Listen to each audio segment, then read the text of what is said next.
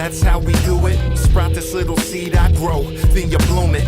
Please don't confuse this with any other movement. They left us on an island and surprised we still thriving. See, I know a little thing about surviving. Dust yourself off, they don't care if you're crying. Judge you on your will, the things that you build. Until you break the pylon, this ain't the hill to die on. They'll kick you when you're down, then they'll ride on. And if you make it, they hope bygones be bygones. I shoot for the stars till my shot burns the nylon. Clutching a dream that I squeeze like a python. $1 million dream, 100 in my pocket. $1 million dream and 100 in my pocket. $1 million dream, 100 in my pocket. Come on, y'all, let's get locked in. I got $1 million dream, 100 in my pocket. $1 million dream and 100 in my pocket. $1 million dream, 100 in my pocket. Come on, Dub, you know you got this. A penny for your thoughts, speak your mind in words. A penny for a thought, cause that's what the hoe deserves. Working every nerve, heavily disturbed. At first it felt like it was heaven up on earth. Now she wanna drag it down to purgatory. Frontin' like she earned her ring, that's mandatory. I told her I see marriage in the beginning with a portrait. But we not clicking cause you're really not supportive. I never lied to you, I just had reservations. Cause we started dating and you failed my expectations. So deceptive that you're feeling like a stranger. Back to the lab to make a banger. Cause I got $1 million dream, 100 in my pocket. $1 million dream and 100 in my pocket. $1 million dream, 100 in my pocket. Come on, y'all, let's get locked in. I got $1 million dream, 100 in my pocket. $1 million dream and 100 in my pocket. $1 million dream, 100 in my pocket. Come on, Dub, you know you got this.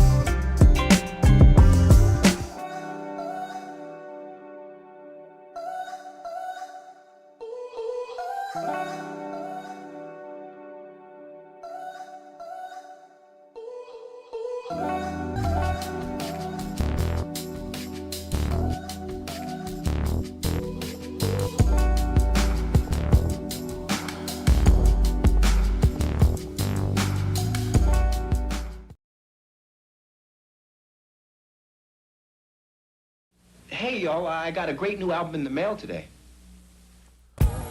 Beats.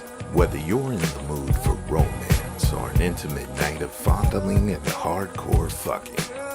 If you're into water sports, this is the soundtrack for you. Let your stream of conscience flow as you rock over Beats. Cause you know you want it bad as I do. Beats. Light her ass up. She said her shoulders hurt, but those Beats were playing. Oh man, some things are worth pulling out for, like hear the beats that made Florida Evans drop the punch bowl. Damn.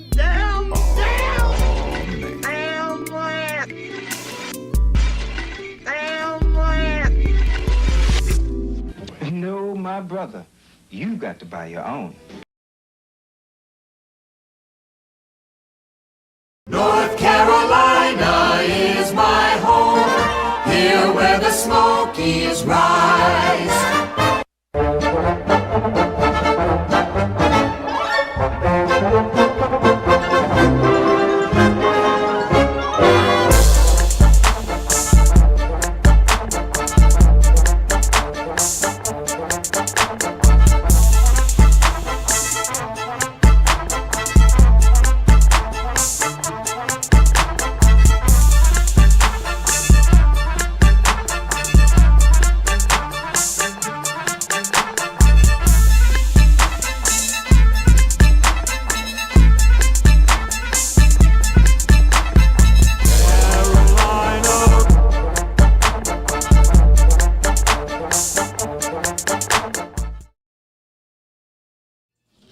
Yes. And we're live. Back in effect. Hey. Podcast. I am B-Dub. Hassan, a.k.a. Alpha Dog. Whoop, whoop. Buddha. Old blurry ass Buddha in the front ground. He'll fix that. I'll fix that in a second. Yeah. We're coming to you live from Raleigh, North Carolina. It is a wonderfully chill Saturday evening. Valentine's Day / NBA All-Star Weekend. It's been popping this whole week. So we're going to start off with our customary shout-outs. We're going to give a shout-out to Eighth and Fancy. Shout out. For all of your adult beverage snacks and All of needs. Then we're going to give a shout-out to Dank Drinks. Dank Drinks. The dankest of drinks. Then we're going to give a shout-out to Crimey Dealers. Crimey. Very crimey, very dealerish, and last but not least, the local food plug. The local Please food. eat your food responsibly. Please. Yes, brand updates. We got to make notes of that. So, yes. I guess the thing we can start off talking about was this All-Star Weekend that just transpired. I'm very disappointed just in how they structured the All-Star Weekend. This is what happened. First and foremost, NBC had the All-Star Weekend start very earlier than expected. I want to say 2 hours earlier because normally it starts at 7 p.m. Exactly. And that threw me off because I was not expecting that. I didn't see anything about it starting early. So I did see it started at 5 p.m., but I was assuming that was when coverage started. So I tuned in about 6 o'clock thinking that everything was about to get started, but the three-point contest had already happened. Over with. Yeah, and you said Damian Lillard won? Yep. Damian Lillard won again. I missed the entire three-point contest. I did too. Only time I caught the notification. That's what I'm saying. Because usually, like I said, TNT it'd be like 7, starting around 7-ish, 8 o'clock. But they started super early. And I know it's in LA. Yeah. You know what I'm saying? So they are 3 hours behind, but still. Well, that's earlier than expected still. Exactly. I Makes it mean, even people in crazier. LA was Exactly. expected to start at about 4 p.m. Exactly. And then they had to do it at 2 p.m., which is earlier than they wanted to go. So the All-Star Weekend started early. I missed the first event. I tuned in. It was the Stars competition, and I believe New York Knicks Team won. New York Knicks won. New York won. Yeah, I saw that from the start to finish, and then I did see the dunk contest. Which it was fairly good. Yeah, it was decent. What his name? Kenyon Johnson from the Miami Heat. I kept hearing them call him Keyshawn Johnson. Yeah, Kenyon Johnson. Yeah, Keon. Kenyon Johnson from the Miami Heat. He won. Yeah. It was between him and his Kobe Bryant. It's not Kobe. You know what I'm saying? Colby. Yeah. Colby. Yeah, he's for the Spurs, but he's from Cali. You know what I'm saying? Hometown. And Didn't he jump over E40? That was Kenyon. He did that. Gotcha. He jumped over E40. You know what I'm saying? So me personally. Sprinkle me, Mike. Yeah. Jason Richardson's son was in it. Yeah. He made it through the first round. Second round, he missed a dunk and his head hit the floor, and he got back up and still dunked. You know what I'm saying? Yeah. So I think the adrenaline was pumping then. You're going to feel that tomorrow. Yeah, he definitely is. So Jason Richardson's son was in it. Other than that, it was fairly good. I mean, it was fairly good. You know, these guys actually done it. Bryant actually had a chance to win. I think Carter Bryant. Yeah, Carter. He messed up because his dunk that he got a 50 on, if he'd have waited and did that second, he would have won. Yeah, there's strategy in the dunk contest. Exactly. And choosing the right dunks at the right time. Right. So he dunked and got a 50. Then the second dunk that he attempted, he couldn't get it. So he ended up just doing it's an average dunk. Yeah. And he ended up just did a safe dunk so he could get through to the next round. Well, actually, it was in the finals, and that's what happened. In the finals, he got a 50. I saw that. Yeah, the first dunk, it was a 50. And the second dunk, he couldn't get it. So he had to do just register a dunk and end up got to score like a 45, and that ended up causing him to lose. Yeah. So, I mean, it was competitive. Yeah, I'll say that. But, I mean, was it a legendary dunk contest? Nah, because, like, again, when we had the likes of Kobe, Mike, Vince Carter, like I said, between Kobe and Vince, they're the greatest dunkers of all time. You know what I'm saying? Especially Vince. You know what I'm saying? So, Vince, he don't care whether this would make even him and Kobe even more set them apart from everybody else because the dunks that they do in the dunk contest, a lot of the same dunks they do it in person during the game, especially if they dunking on somebody. Because remember the Olympics, Vince Carter dunk over that 7-foot guy. Yeah, you feel what I'm saying? So again, those are legendary dunkers. We will never experience that because now it's all about images. I still say that's the greatest in-game dunk of all time, the Vince Carter over Frederick Weiss in the Olympics. Mm-hmm. I've never seen a dunk I've seen some actually with your boy Black, Anthony Black played for around 4 people when he dunked them? Yeah. That don't match Vince. I know Vince jumped over a 7-footer. I know it doesn't match Vince, but it's up there. Yeah, He dunked on 4 guys. Yeah. You know what I'm saying? So, but Vince, yes, Vince will always be legendary because again, it was during the game. And he saw that 7-foot motherfucker. He said, "Fuck you! I'm about to dunk on you." Bah, yammed on his and head. took his whole career in basketball. The Knicks rescinded their invitation to try out. Look, that's like Mortal Kombat. One dunk destroyed his whole career. Yes. So we will never, in my opinion, we will never see another legendary dunk contest like we've seen in past times. I mean, because like I said, people want to play it safe. I still think you can put something together that can wow the crowd because the crowd wants to get hyped. Of course, but I think, me personally, they should deal with, and this is one time I'm agree with Stephen A. Smith. Get dunkers, have a dunk off all around the country. Exactly. And who in the best 4 dunkers, you invite them to the dunk contest and sponsor them up to get $1 million up for grabs. Now they will go hard because different tax bracket. So, but I get it. Yeah, so in addition to that, as you mentioned, Damian Lillard did win the 3-point contest because, of course, he has a whole fresh set of legs and not having to play the season. Mm-hmm. He just came in and said, let me show myself at All-Star Weekend and just win this. Of course, he has an advantage because he has a fresh set of legs. Do you got an advantage? Yeah, he got an advantage. He ain't played the season. Yeah, but also he hasn't hit live shots, so it's different. No, because he's still in the gym shooting. Yeah, that's true. He's still in the gym shooting, but you talking about guys that. But this ain't an NBA game or a matchup, True. so he don't have to do all the other stuff you need to get in place to shoot. True. This is just pop and shoot. I'm just of the formats that half the time he wasn't shooting because he getting his Achilles right. Meanwhile, everybody else practicing, they're shooting of some sort. That's the only reason why I said that. I get what you're saying, but still, these dudes competing have played half a season of basketball. Yeah, probably. There's a lot of bruises and bumps and aches and pains they have that probably affected their shots. I wish I knew the rest of them that was playing because I know some of them they probably don't. Donovan Mitchell. Okay, he's a full-time starter. Your boy from Charlotte, Knipple, he's a full-time starter. Jamal Murray, he's a full-time starter. Norman Powell, full-time starter. Bobby Portis, starter. Tyrese Maxey, starter. Devin Booker. Okay, you got a point. Yeah, all these people play. They played. I got you. And Damian Lillard. So yeah, I got you. Yeah, you got a point. Yeah, so he had a little advantage over them. So yeah, it wasn't like these were the 3-point specialists off the bench. There was no goddamn John Barry. That was a bad reference. No, Paxson. Yeah, no Paxson. No goddamn. Or Steve Kerr. Yeah. Or Craig Hodges. Or Robert Ory.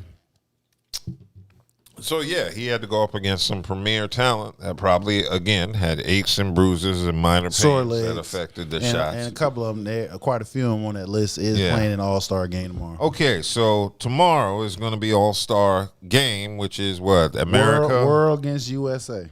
And I like how Kevin Durant kind of set the tone. Yeah, he needed to do that. He set the tone. Put a little light of fire. Said, is Luka and Jokic going to play or they going to flop every damn where? Well, he didn't say flop every damn where. Well, that's what he was getting at. Well, he was saying that because they were trying to get at the black players saying they were the ones who were lazy. So that's why KD said that. He's like, are you going to get at the European players like you get at us?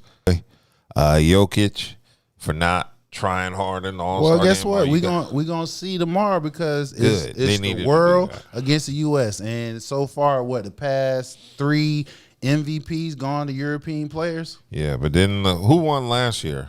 What did they do last year? What was the format? It wasn't it East West. They went back to East West last year. Yeah, it went East West last year, but this year, they're switching it up. They saw what hockey did, and hockey and baseball, because baseball. This is good. You want that competitive fire. Look, I was looking at old clips from past All-Star game. Well, of course, Kobe, he checking LeBron all the way down the court. You know what I'm saying? Yeah. Kobe setting the tone. I mean, that was like 20 years ago on top of that. You know what I'm saying? That would make it so bad.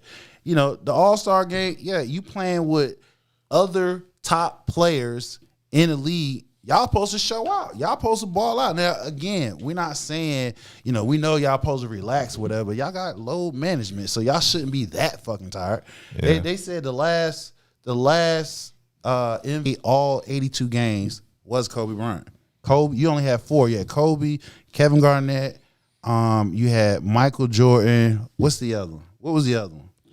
I don't know. I forgot the other one, but I remember those 3 off top. It was only 4 players in league history who played all 82 games and was most valuable player, and the last one was Kobe. Yeah, so I believe it.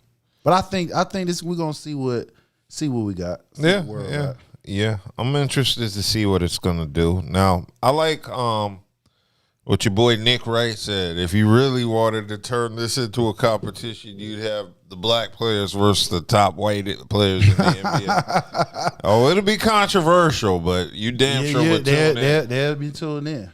That would, I would watch that game. Of course. I mean, I'll watch this. I mean, I want to see what it's put this way. You have no choice but to play because it's the world against the U.S. And the U.S., like I said, we haven't had an MVP U.S.-born player in about 5 years now.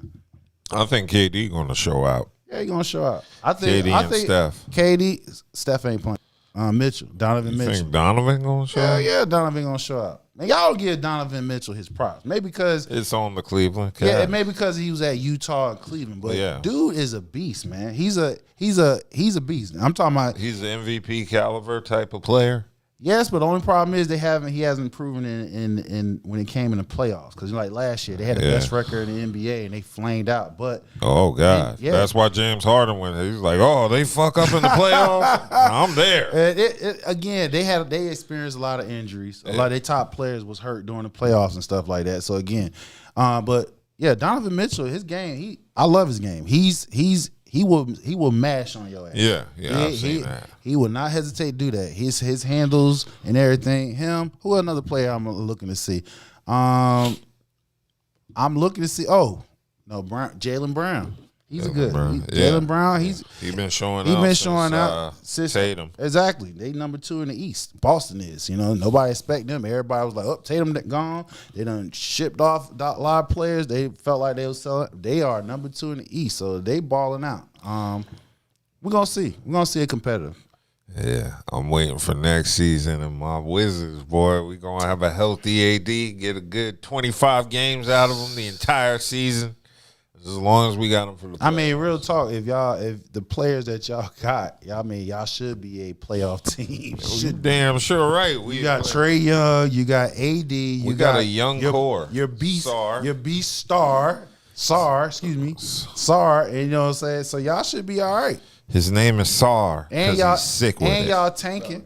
And y'all tanking this year, so y'all looking to get a top 10, top 5 player. I don't even know who's available coming up other than the Boozer twins. The oldest Boozer twins, him. You got your boy. The oldest Boozer, what? Yeah, the twins, the older one who came out first. Yeah. I forgot his name. They don't get Cameron. He's the best one. Outside of that, you got your boy out of BYU.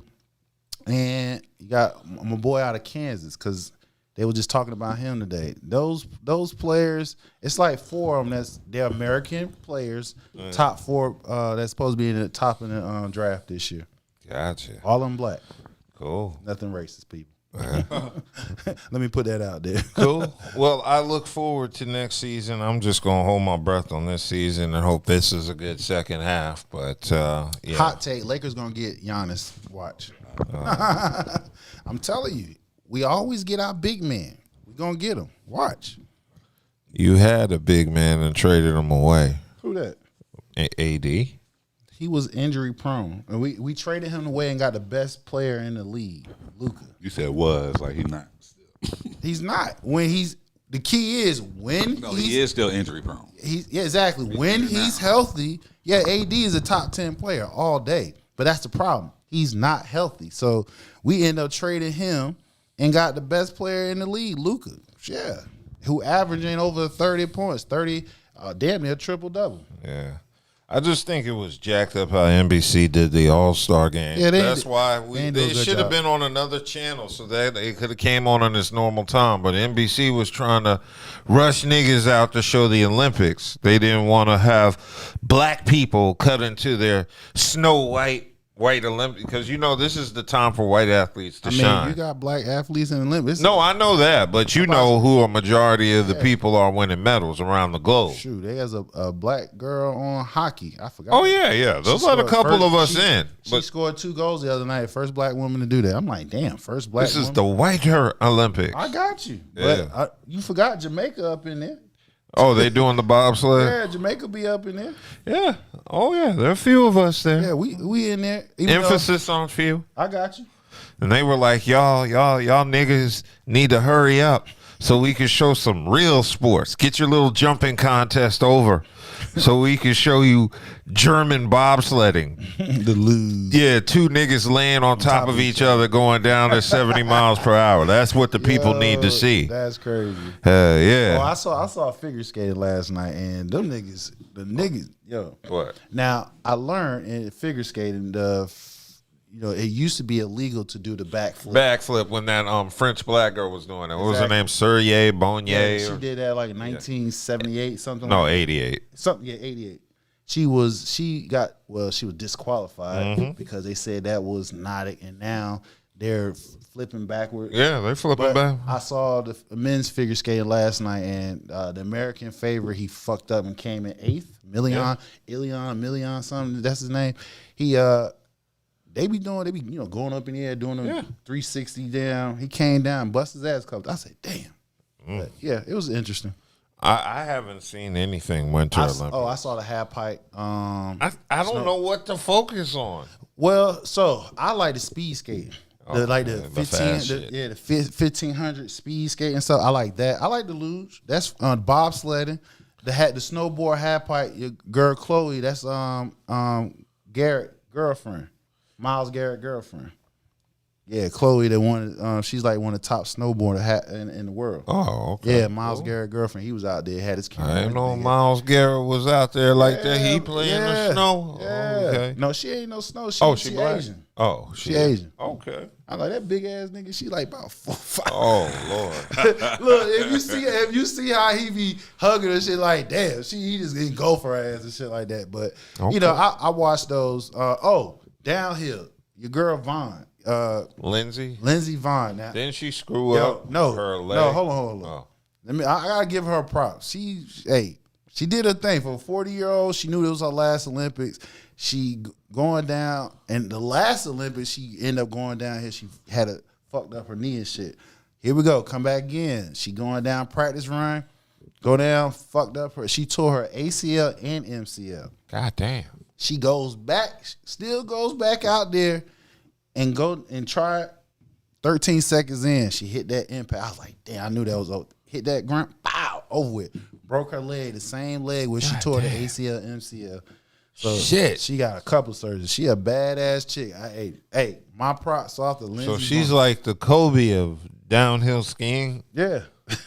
That shit was wild. She tore her ACL, MCL, then come back out there, go down there, even though it was only 13 seconds in, broke the leg. Wow. God damn. That airlift off the damn thing. Okay. So Lindsey Vaughn, you a badass, but you ain't gonna be able to walk for damn near a year. God damn. Because you got to have I know. She fucked up. The broken leg. The fact that she can walk again is good. They ain't got to amputate her shit. Yeah, she gotta have quite a few surgeries. She ain't gonna be walking for about a good year. Yeah, this is definitely interesting. So I mean, maybe I'll check out an event or two and see what's going on with the Winter Olympics. But I really had no interest.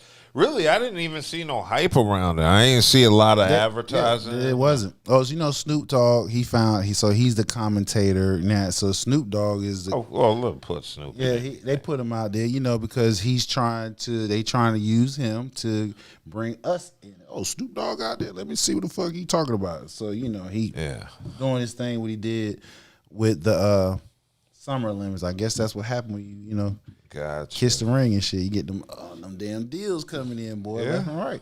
Cool. All right, let's go ahead and keep it moving because I kind of want to talk about last week in the Super Bowl since it happened the day after our last show. And I was right. I said Seattle was going to win. Seattle was going to win. We knew that. There wasn't even really any issue with the game itself. It was pretty much a blowout. Yes, it was, yeah.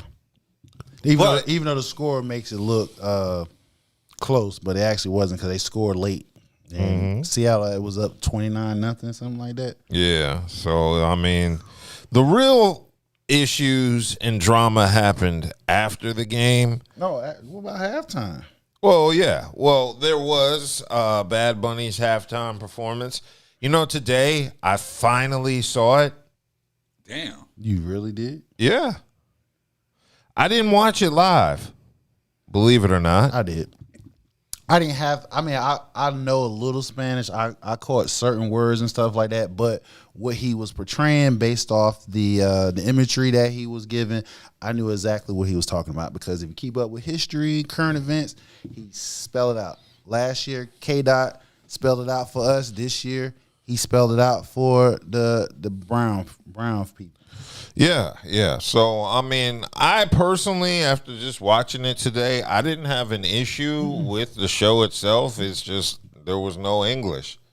I didn't know what to expect with Bad Bunny. When I heard he was selected, I knew who Bad Bunny was. I knew he was a big international star. And you knew he spoke Spanish. I didn't know he didn't have any English songs. No English from Puerto Rico. He was going to be having an English set, but no, he did it all Spanish. Look, you got these. They had Lady Gaga. Yeah. Eddie had Gaga and Ricky Martin. But he was singing in Spanish. I wasn't seeing no English. Right. Yeah. But the thing is with people, don't y'all got these phones? Don't y'all got these $1,200, $1,000 phones? Oh, man, look, everybody's a dumbass with a smartphone. Like watch Google Translate live. Y'all could have put it on Google Translate. It could have translated for you, or I mean, that's what the phone's for. I'll be honest. When it comes to music like that, I'm not really listening to the lyrics. I'm more so listening to the energy and the vibe, exactly, and the beat. So, I mean, I'm cool with it being in Spanish and not knowing. I ain't had no problem word. with it. Like I said, mean, it's just really about, like I said, the rhythm. If you ain't got rhythm, you might have a problem. Well, you had out on my timeline. I swear. I What's up? Swear, man. My people, boy, they was complaining. Oh, the Super Bowl was boring. It was blah blah blah. I didn't understand the halftime. Bad Bunny. Y'all, they announced that almost 6 months in advance. Yeah.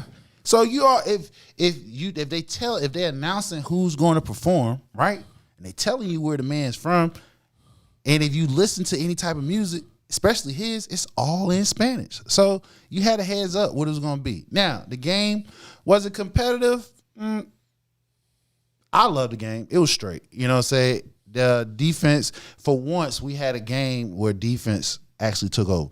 I know people who's casual fans, you want to look at a game that is going up and down, everybody's scoring. All right, that's cool. But somebody who played the sport, defense dominated. They did what I say they was going to do. I mean, they took advantage of their rookie. And what I was trying to explain to people who were Patriot fans, listen, they haven't played anybody. They had the easiest schedule in the league. Yes, they played 4 teams that had top-end defenses. But what you had a little luck in that, because why? The first one you played, Houston, if I'm not mistaken, the quarterback gave the ball up 4 times. If he gave the ball up one less time, they would have beat. But you pulled it out. Then the next one, same thing. You had a little luck.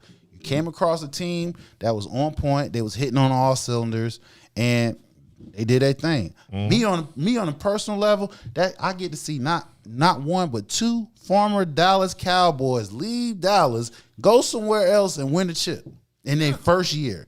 Where did it? And we went to Denver, And Lawrence did when he left and going to Seattle. Like, damn, get it together. Which is what happened because Dallas is trash. No, not trash in Washington, but we're going to keep it going. Yes, indeed. So, in addition to that, I definitely understand they were talking about who should be the next Super Bowl acts. And, of course, one major name came up, and that was your boy, CB, Chris Brown. Which, most likely is never going to happen. I mean, what y'all not understanding is... But it should. Why? It should. Well, if you're looking at it, who's running it? Jay-Z, right? Jay-Z. Right. And that's not going to happen with Jay-Z. Listen. So you got to see what they're doing. So he's allowing Black and Brown to view their political opposition on the biggest stage, that is the damn Super Bowl. So... He did like K-Dot last year. This year, he did Bad Bunny. Now, as far as next year, probably a change because why? We'll see. But Chris Brown, I don't know. I don't know. Chris Brown put out there that he said, I think it's safe to say they need me. He put that out there on it. I ain't going to say they need him. They don't need him. They don't need him. I don't like how he framed that. Yeah, they don't need you. The numbers don't lie. But they're doing well without you, Chris. He would definitely put on a show. Yes. Got hits. Yeah. Got a fan base. I don't question that. He would definitely kill a Super Bowl show. I get you. I bet his show is going to be the livest one next to like Prince and Michael Jackson's performances. Yes. I think he'll outdo especially Usher. entertainment-wise, dancing-wise. What? I'll do Usher. Yeah, Usher's Super Bowl performer, remember? I remember Usher. I'm just saying. I think Chris Brown, if Chris Brown gets the Super Bowl, he would outdo Usher's performance. That's just my personal opinion. I mean, I like Usher. Right. I like Usher's music better than Chris Brown's music, but I think Chris Brown is a slightly better performer than Usher, especially now because Usher's like damn near 50. He's 40-something. I know. He's 2-3 years old. He's around your age, yeah. He's 47. Bruh, if I'm going to be 45 this year. Okay. Trust me, Usher's about 47, 48. So, yeah. I'm going to give the edge to Chris Brown if he were to ever do the Super Bowl. I think it would be legendary right up there with Prince and Michael Jackson and Whitney Houston's rendition of... Oh, if anybody peeped that, was it Coco Jones? Coco Jones. She did a rendition, how she dressed, and for that was Whitney had the same type fashion. Anybody peeped that? I didn't care. It was Coco Jones. I get it, but I'm talking about people really was paying attention. That's why Donovan Mitchell be hopping all the time. He be thinking about that pussy and then he be jumping. He got it. Hey, that's why he call him Spider-Man. Yeah, boy. Listen. Hey, if I had somebody bad like that, I'll be shooting web all day. Damn it! Get back. No, I ain't doing that. No, I'm not doing that. What? I just make sure I'm handling my business to it. She can't even look around. Oh yeah, there'll be webbing everywhere. Right. You goddamn right. But yeah, what I wanted to really talk about was the drama after the Super Bowl that happened between Stefon DIGGS and Cardi B. There was a lot of drama. I guess there was some sort of conflict at the Super Bowl that caused Cardi to dip out. Cardi B and Stefon DIGGS broke up, and Cardi left right after halftime. She was so done with him, she ain't even bothered to put on a front, okay? And it's being revealed that the reason for this breakup has to do with his baby mama, Kiki. So allegedly, Stefon wanted his son that he has with Kiki at his Super Bowl. So the child was allegedly supposed to be with his mom, and his mom was supposed to bring the baby. But what ended up happening is last minute, Miss Kiki decided she didn't want her baby going by himself, and she wanted to be there. So he ended up getting her a ticket far away from his family, who was seated in a completely different area. Now, Kiki ended up taking pictures and posting it on her IG stories. Cardi B found out and she was pissed. Kiki just had his baby a few months before Cardi B. I know Cardi B had her son in November, and Kiki and Stefon DIGGS' son was born in September. So Stefon just posted a pic of himself on his IG stories. Wrap it up. It's time to abolish the concept of a male photo dump today, because this man is post-breakup okay? Post Super Bowl lost. He's in the middle of an assault case, okay? And he had 4 babies in 1 year, allegedly. He got on apple bottom jeans, boots with the fur. The whole club is looking at her in her Birkin bag, in her fur coat. And I'm on slide 10 of a photo dump.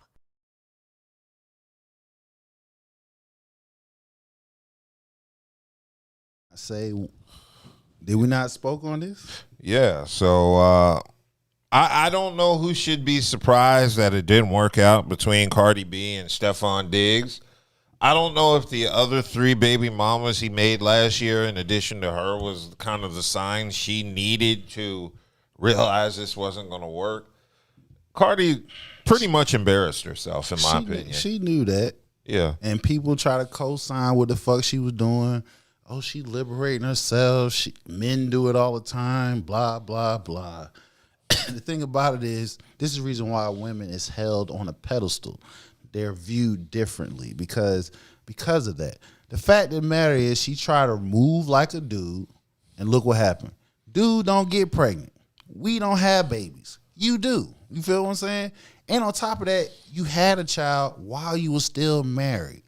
And if dude already had a reputation just like your husband, what makes you think it was going to be any different? Then on top of that, after you had your kid, he had damn near every other week a kid was being born. So I'm just like, in my opinion, he was worse than Offset because Offset didn't create no kids last time I checked. Nah, he was just dicking them down. He was just digging them down. This nigga, he got kids popping out. Outside of you popped out one for him.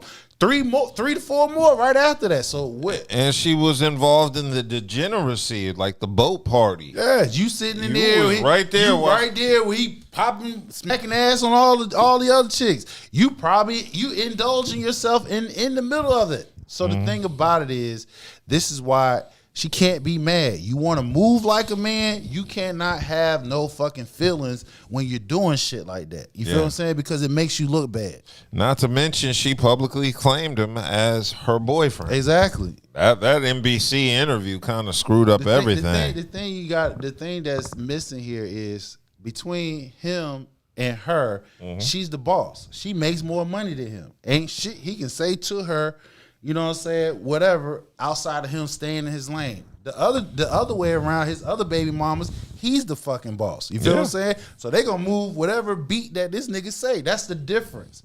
You know what I'm saying? So you got to consider alphas. She's an alpha in her own right because she get money. She don't need no man. He makes money.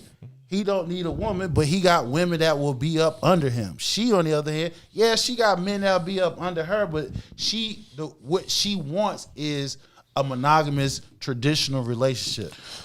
I'm kind of confused as to what part is what she wants, because what she accepts versus what she keeps kind of promoting are 2 different things. Exactly. So it seems like, when she was married with Offset, that's when she was at her happiest before all the cheating, I guess, got to her.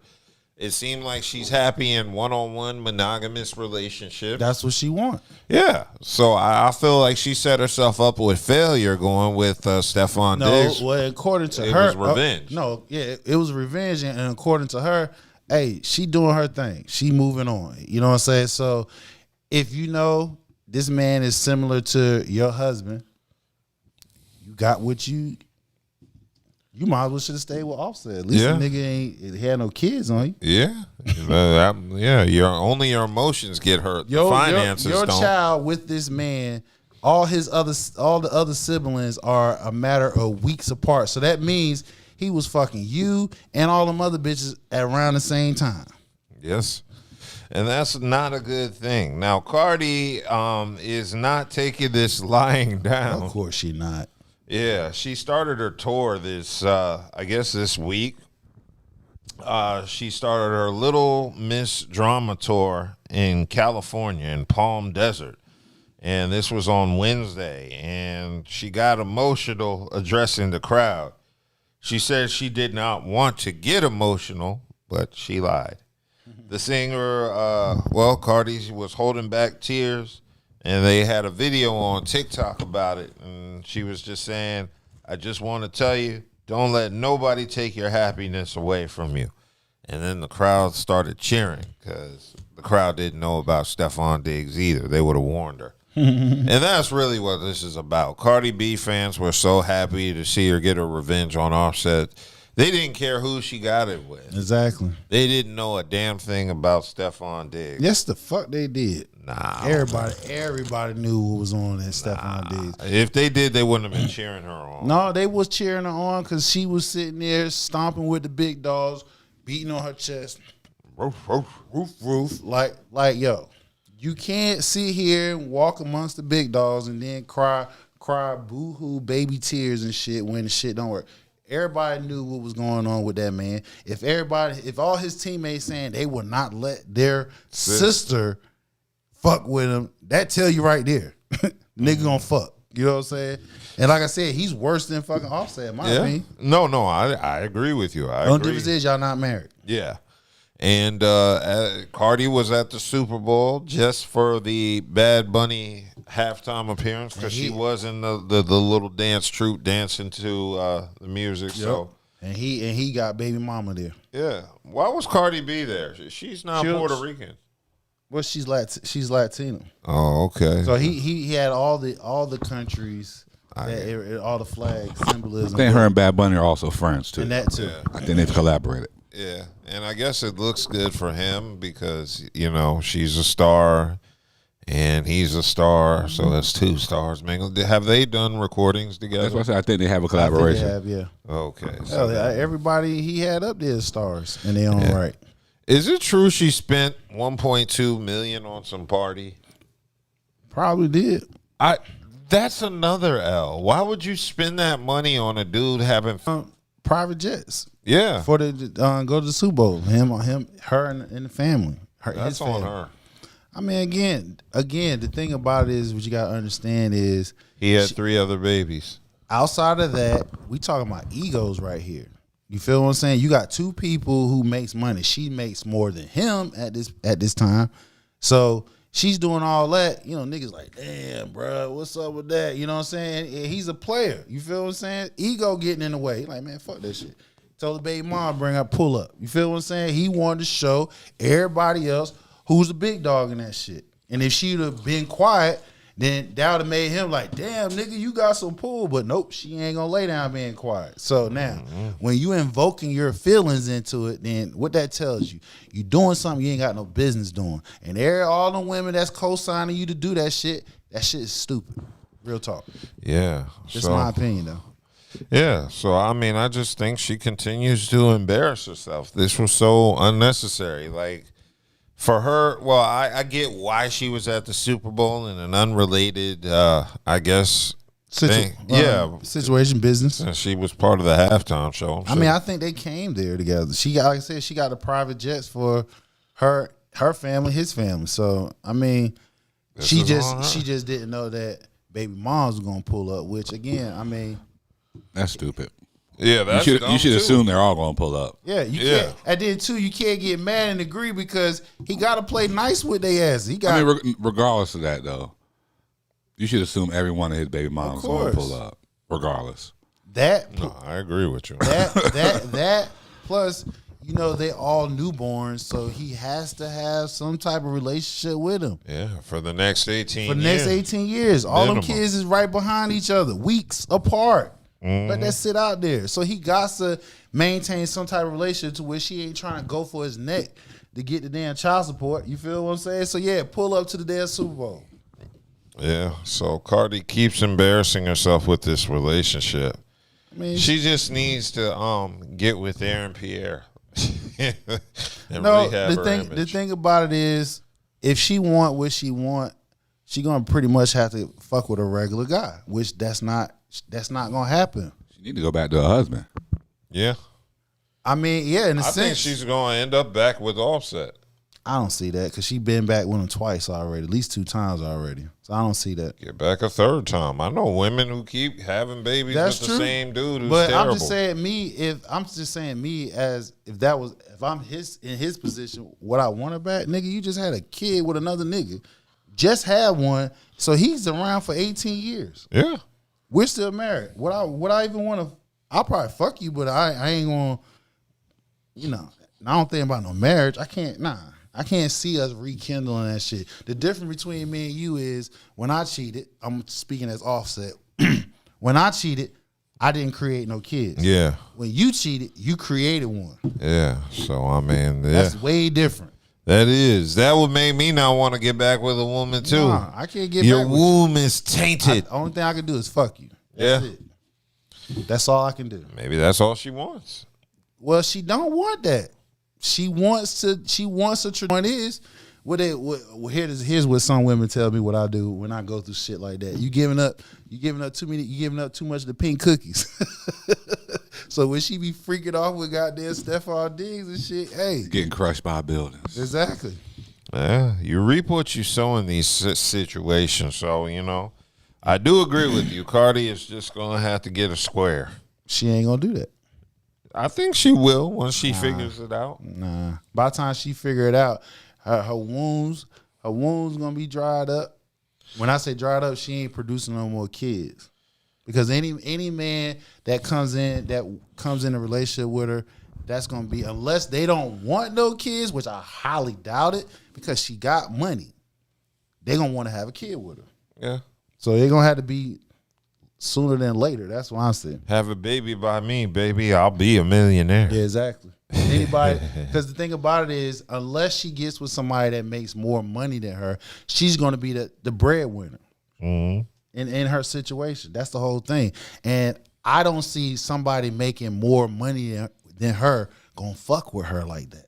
Yeah, and I definitely don't see Stefon DIGGS being the moneymaker. He is at the moment. He had court, what was it, yesterday? Yeah. So he was at court pleading not guilty to the charges that we discussed a couple weeks ago related to an alleged assault with his alleged chef.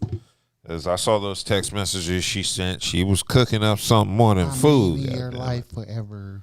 Yeah, so anyway, he's slated to be arraigned in court, and so we're going to see how this plays out. And really, no matter what happens, his reputation takes a hit. I don't think so. Yeah, I do, because him having all these babies with these women kind of hit his public image. How? When he's known publicly in the NFL circle, he's known to fuck. I mean, because it's Cardi. There's going to be her fans who aren't going to like it. I got you, but this is what people keep failing to miss. When you got people who are millionaires, yes, outside of him keeping his body in shape, staying the fuck out of trouble, right, and going to practice, and he got time on his hand. He don't have, now he got kids, but before he didn't have any kids.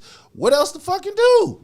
I get the whole you gonna fuck. You know what I'm saying? I'm sorry. It's the baby part that's the issue. Nobody has an issue with a superstar athlete smashing lots and lots of women. It's gonna happen. But it's the issues with Cardi B, because now you got her fan base who may not like you that likes Cardi. Again, but the thing about it is, in that situation is, y'all knew that it's a come up for him. He's winning regardless. Oh, I agree. But he's winning regardless by fucking her. He's winning regardless by being next to her. Now, everything she's pissed off at him. It's her fault. But she running around talking the big dog shit. Walk like the fucking big dogs. Yeah, well, she can't walk like the big man. dogs. You can't sit here and move like a man, because when we do that shit, we ain't crying the blues. I know the real ones ain't. The only ones that will be crying the blues are the ones that need that woman to sustain their lifestyle. They separate themselves from that woman, they still will be okay. We're not crying over that. We good. Matter of fact, we like to be by ourselves. Do we? Yeah, I know I do. Yeah. That's the problem I've been having. I want to be by myself, because the thing about it is, this is what I like to do. When I'm in a situation and I detach myself from it, I want to, what I call detox. I want to, detox? No, that, but pretty much cleanse myself. Meaning I want to be able to miss myself. You know what I'm saying? Get to the point to where I'm like, okay, I don't have to worry about that baggage. When I come and engage with this new person, I got a fresh set of mind. I don't mind being by myself about a good 6 months to a year. Oh, well, shit. I've been by myself. What? My last relationship was 4 years ago. I mean, if I really want to be frank, I mean, it's been a while. You know what I'm saying? But again, I mean, that's the reason why I ain't married. Because ain't nobody light fire in my ass like, yo, I miss this woman. Why a person get married? Because you want that person. You see yourself with this person every day, good or bad. That makes you want to lock in with them. But the ones I come across, I'm like, shit, I'll do bad by my damn self. Yeah, I mean, that's been my history. So, I mean, I think I did the wise thing by not creating any kids with them. Thank you, DNA test. Yeah, so, I mean, I definitely agree. Thing about it is when you want to move like a man, you must be prepared mentally to deal with male consequences. Exactly. You can't sit here and move like us and then want to cry the blues when you did what you. This is what we do. Yeah, women can't do that because y'all are more susceptible to AIDS than us. Why you say that, man? I mean, it's the truth. I mean, transmissions, hetero transmissions, women are more susceptible to catching STDs than men. I mean, particularly HIV. He said I did. No, you can get upset and fact check me. I want y'all to fact check me in the comments. Fact check him.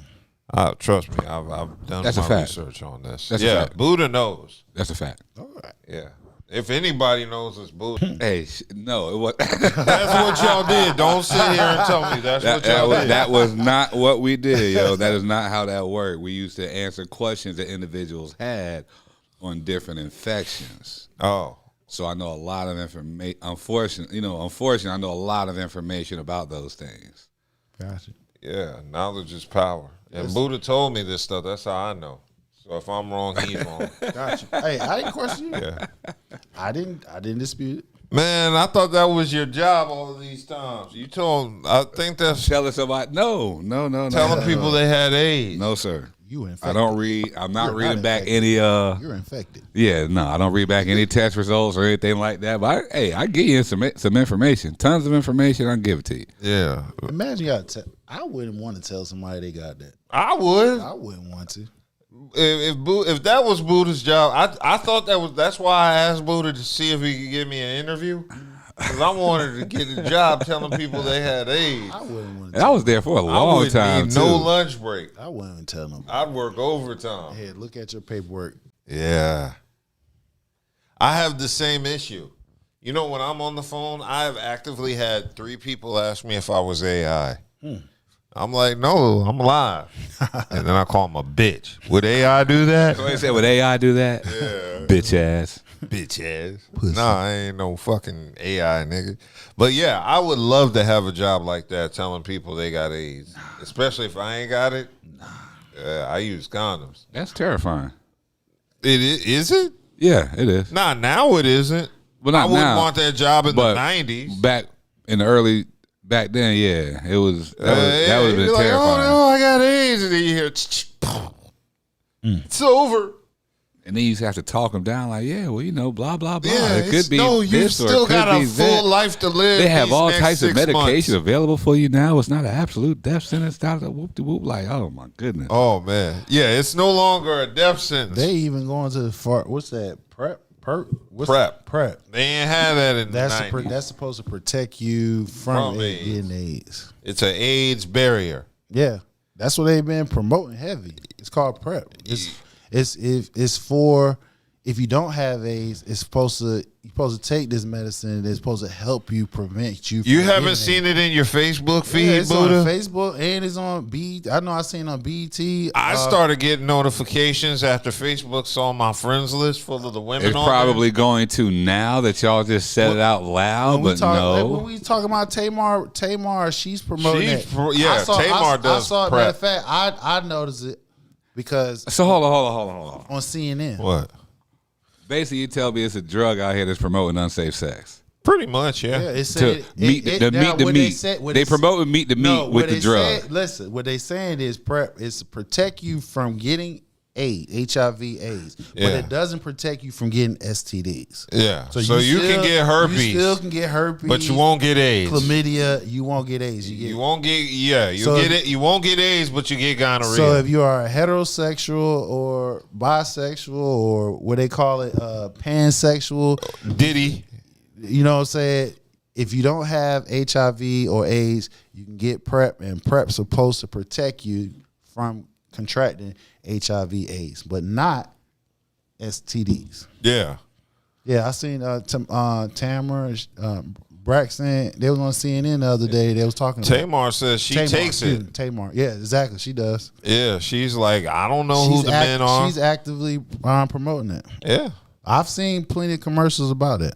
Yeah, I'm surprised you haven't seen that on your feed. You being a married man and all that. That's why, because he's a married man. Yeah. Facebook knows you're married. me. Like, he don't need this. I do not need that. He don't, because he I don't need it either. I don't think the women I deal with have AIDS. They look cute. We don't know that. They look cute. You don't know that. No, that's an ugly woman. Well, even if they did, you're not worried about it now. You should just be worried about the I'm STD. trolling. Those, yeah, exactly. Those are the ones that usually get it. I The know. cute ones, the innocent looking ones. There's no name, no face, no color. So I know. Let's put I'm that out there. trolling. We just trolling y'all. Yeah. But yeah, PrEP is PrEP is serious business. PrEP is supposed to protect you if you don't have HIV or AIDS. You can take that, and it's supposed to protect you from contracting HIV or AIDS. But you still can get STDs. Yeah, so you still want to think safely if you're going to mess with somebody you know is HIV positive. So take precautions. Yeah, wrap it up. Yes. Well, we'll get to the next topic soon enough. But yeah, let's go ahead and move on to the next topic. I wanted to discuss Ja Rule and Tony Yayo because they had a little mini beef on the airplane. All right, we got an alternate angle of the Ja Rule, Tony Yayo, Uncle Murda beef on the plane, and I gotta say, this angle shows an entirely different story. So the initial footage, which was from Anthony Yayo and Uncle Murda's phone, shows Ja Rule kind of getting clowned, and then boom, we cut to him no longer in his seat, and they take his seat, and they're laughing at him, and I was thinking to myself, there probably had to be a lot that went on between these two cuts. Something had to have happened for Ja Rule to get kicked off the plane. 50 Cent said he made a scene on purpose so that he would get kicked off. Well, now we have footage of that scene, and I kind of think it paints Ja Rule in an entirely different light.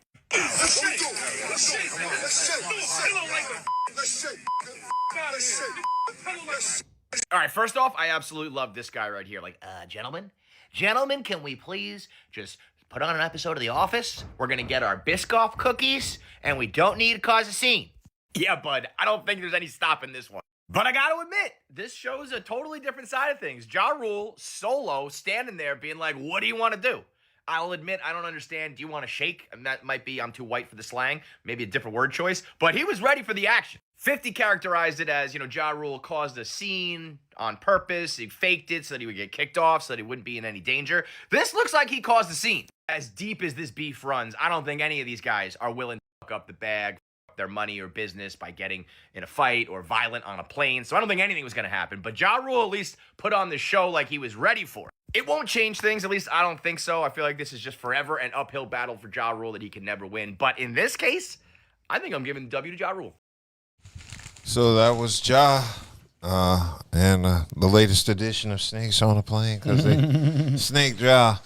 So I saw the footage that Tony Yayo posted originally of them trolling Ja and calling him all types of names.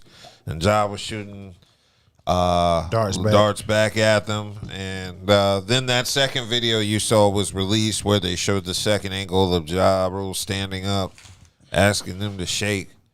I don't know that slang either, and I'm black. Did he mean like shake their hand, like let's piece it up, or like did you want to rumble? I don't know what the word. No, shake he's saying shake means you want to go ahead and set it off. Let's shake hands and yeah, that's what I thought he meant when he get said the rumbling. shake. Maybe I'm not up on my slang. Nah, he's shake meaning like, yo, you wanna, we can fight. We can fight. What we gonna do? You wanna fight? Because I'm not gonna sit here. Y'all niggas not gonna be sitting behind me, keep hitting the damn back of the seat and fucking talking shit. Like, come on, man. I'm like, yo, we niggas 50 years old. Like, what the fuck? Like, I know y'all doing y'all bidding for for your boy MAGA 50 because he keeping y'all rich. I get it. You feel what I'm saying? But sometimes, I mean, to me, Murda and Yayo. Yayo, y'all was clowns. Y'all was corny as hell. You feel what I'm saying? Because real talk, y'all know you're not gonna do shit.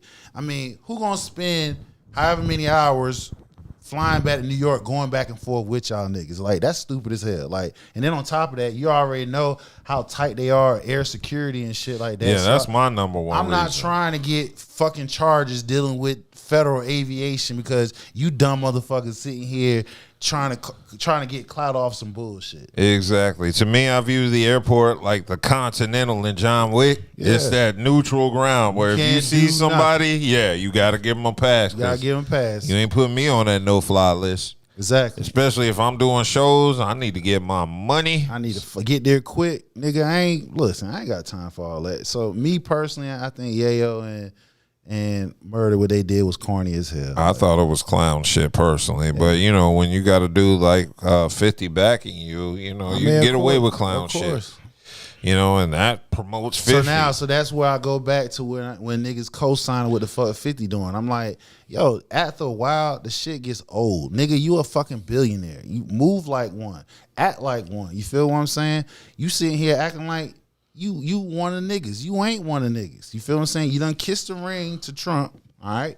Now, go ahead and get your money, nigga. You wanna act, you wanna sit here and now he's sucking up using black culture and weaponizing that shit. If niggas wanna be real, that's what the fuck 50 doing.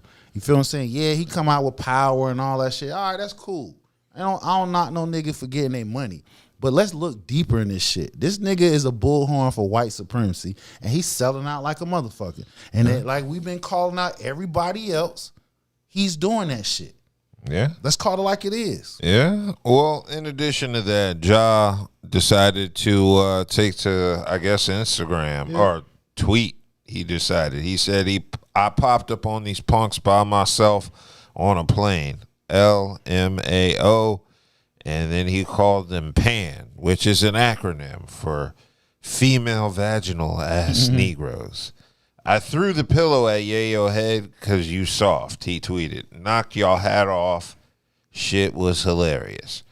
But after all that died down, Ja issued an apology via ABC News. He said he wished he hadn't stooped to that level, but when people prod at him that much, Ja felt like he had to defend himself. Right. So again, he's looking at the big picture. Nigga, I gotta make my money. You feel what I'm saying? I'm not trying to be out here doing childish shit because 50 pay y'all bills. Yeah. I pay my own fucking bills. So with that being said, I can't be out here doing some clown ass shit and cost me shows and shit. With 50, he's paying y'all niggas so y'all can act stupid all the fuck y'all want to. Yeah, Ja said, I'm not proud of my behavior. And he said, where would I be without my behavior?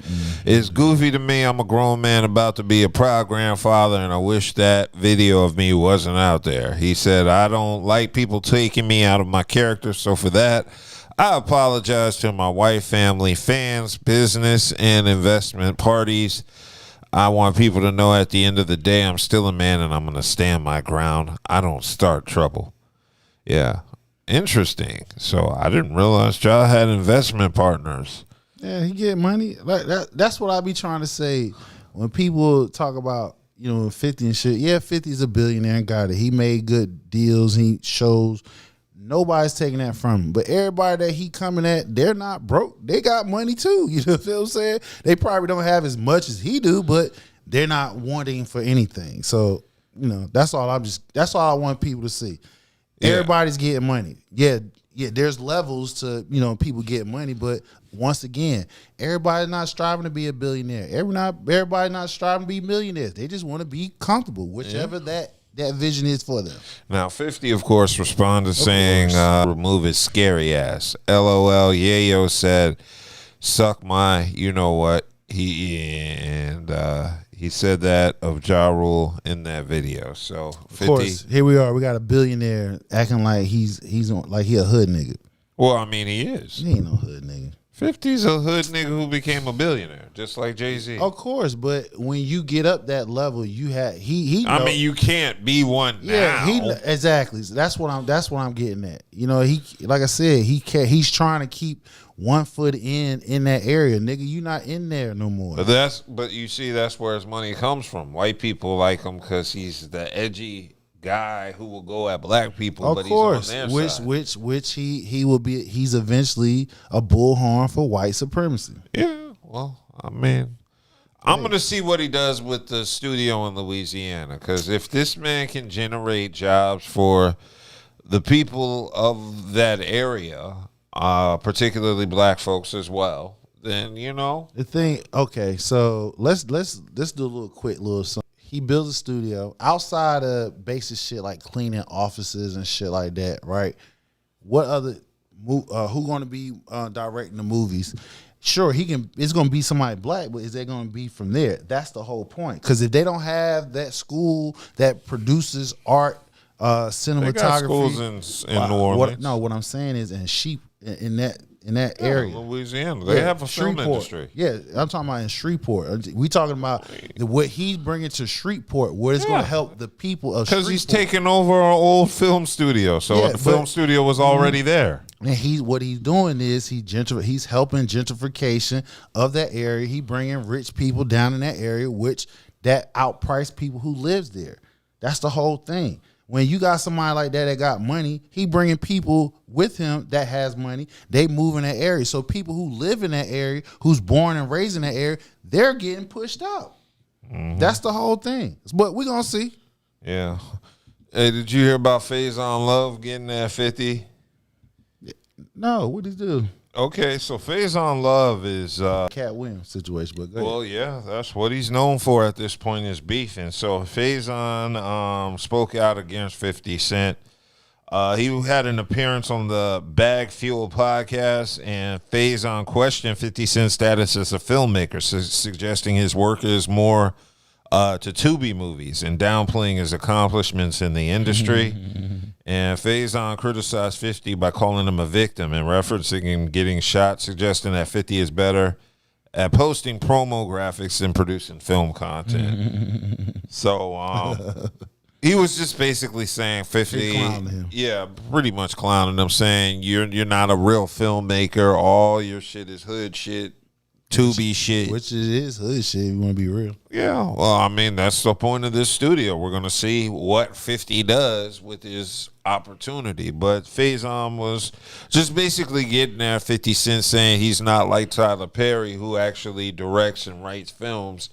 He said 50 just puts the money up. He's like, that don't make you a real filmmaker. So that was 50. Got a point. 50 responded on social media with reports indicating he was choosing violence in his criticism. So he said, I choose violence with Faison, which probably means he's going to be throwing shots at him throughout the next month or two. Mm-hmm. And, yeah, it's just been some back and forth between him and that. But is you really going to hurt Faison? No. You bringing his name up, so that's you helping him in a sense. Yeah. So this look, and then look, you don't see 50 going at no white person.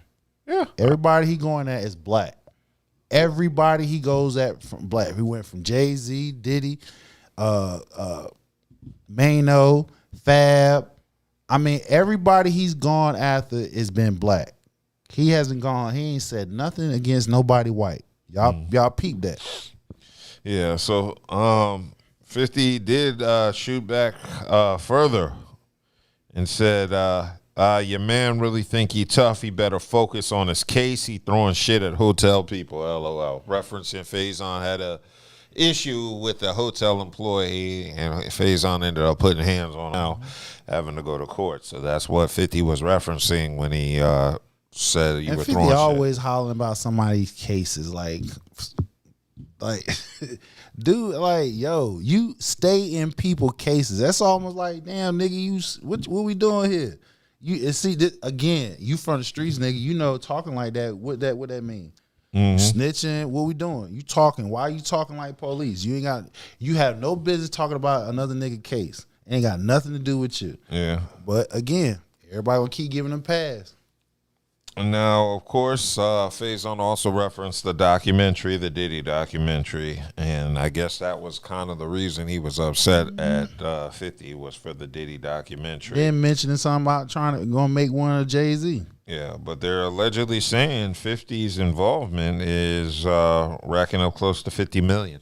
So they're saying 50 possibly made 50 million off of the Diddy documentary. I'm sure he made. No question. He made off of gossip. Again, it's shit that everybody already knew. So it wasn't anything new besides get various players that was in and around Diddy and that was talking, which every last one of them was cool with him until Diddy said, nope, get the fuck on. Yep. Everybody has something to say, which we all know a motherfucker that's scoring gonna talk. Yeah.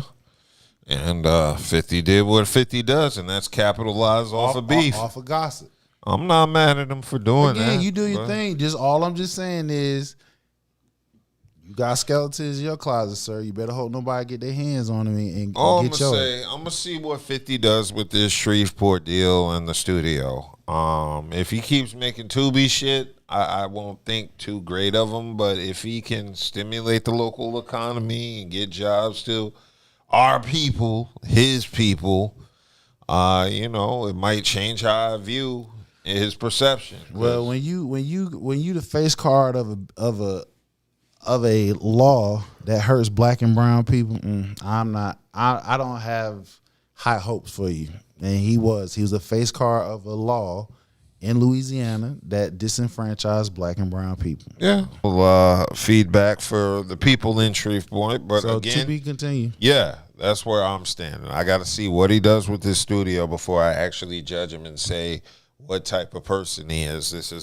Isn't this like his first big, I guess, opportunity, I guess, on this magnitude to help people? Because G-Unit was a record label and a clothing line, and I don't think it was open to the public for jobs the same way this company and this venture will. No. So 50 has a major gamble on impacting the Shreveport local economy and stimulating it, and I just want to see what he's going to do with it. If he can get the help needed, if he can influence a lot of black filmmakers, period, this might be a positive thing and might change the way you feel about him.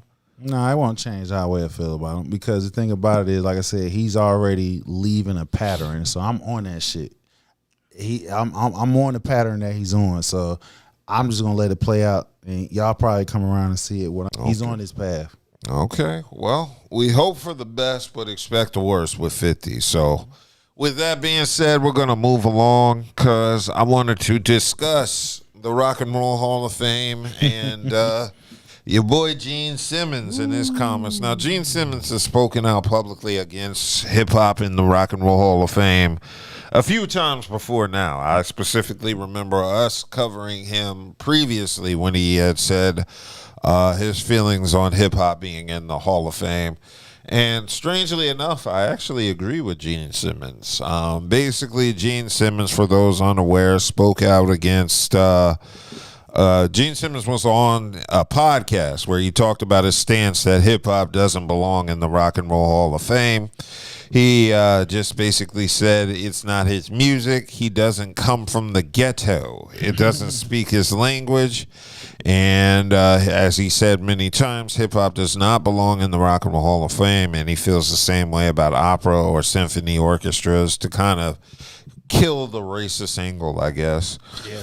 Save his ass. And he also mentioned that the fact that Iron Maiden is not in the Rock and Roll Hall of Fame when they can sell out stadiums, and Grandmaster Flash and Ice Cube, who he said is a bright guy, and I respect what he's done, but he shot back that it's the spirit of rock and roll. And he said, I just want to know when Led Zeppelin is going to be in the Hip-Hop Hall of Fame. And we'll admit it, Led Zeppelin, as long as we get an official hip-hop Hall of Fame. The reason they're shoving rappers in the Rock and Roll Hall of Fame is because we don't have one.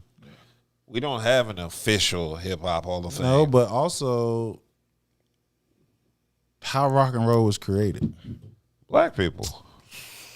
Name nigga. Well, I don't think his issue is the but- origins. and then- I don't think that was a secret though. And then, yeah, exactly. Outside of that, you have Run DMC. They did collab with rock and roll. You know what I'm saying? That's the reason why you won't see nobody in rock and roll and the hip hop Hall of Fame, because one, like you said, we don't have one.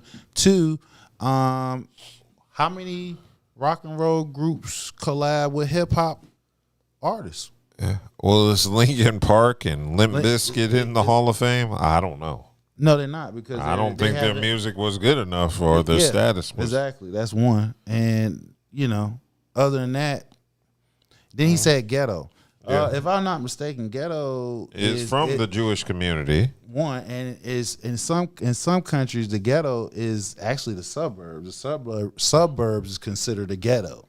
Yes. Like I think over there in Spain, Europe, the ghetto is usually deemed as the suburbs, and the suburbs is as the ghetto. Yeah. But yeah, it's a Jewish slang, which he is Jewish, Yeah. which he has some familiarity with the ghetto. He should. Now, from my understanding, Gene Simmons is the son of concentration camp of Holocaust survivors. Mm-hmm.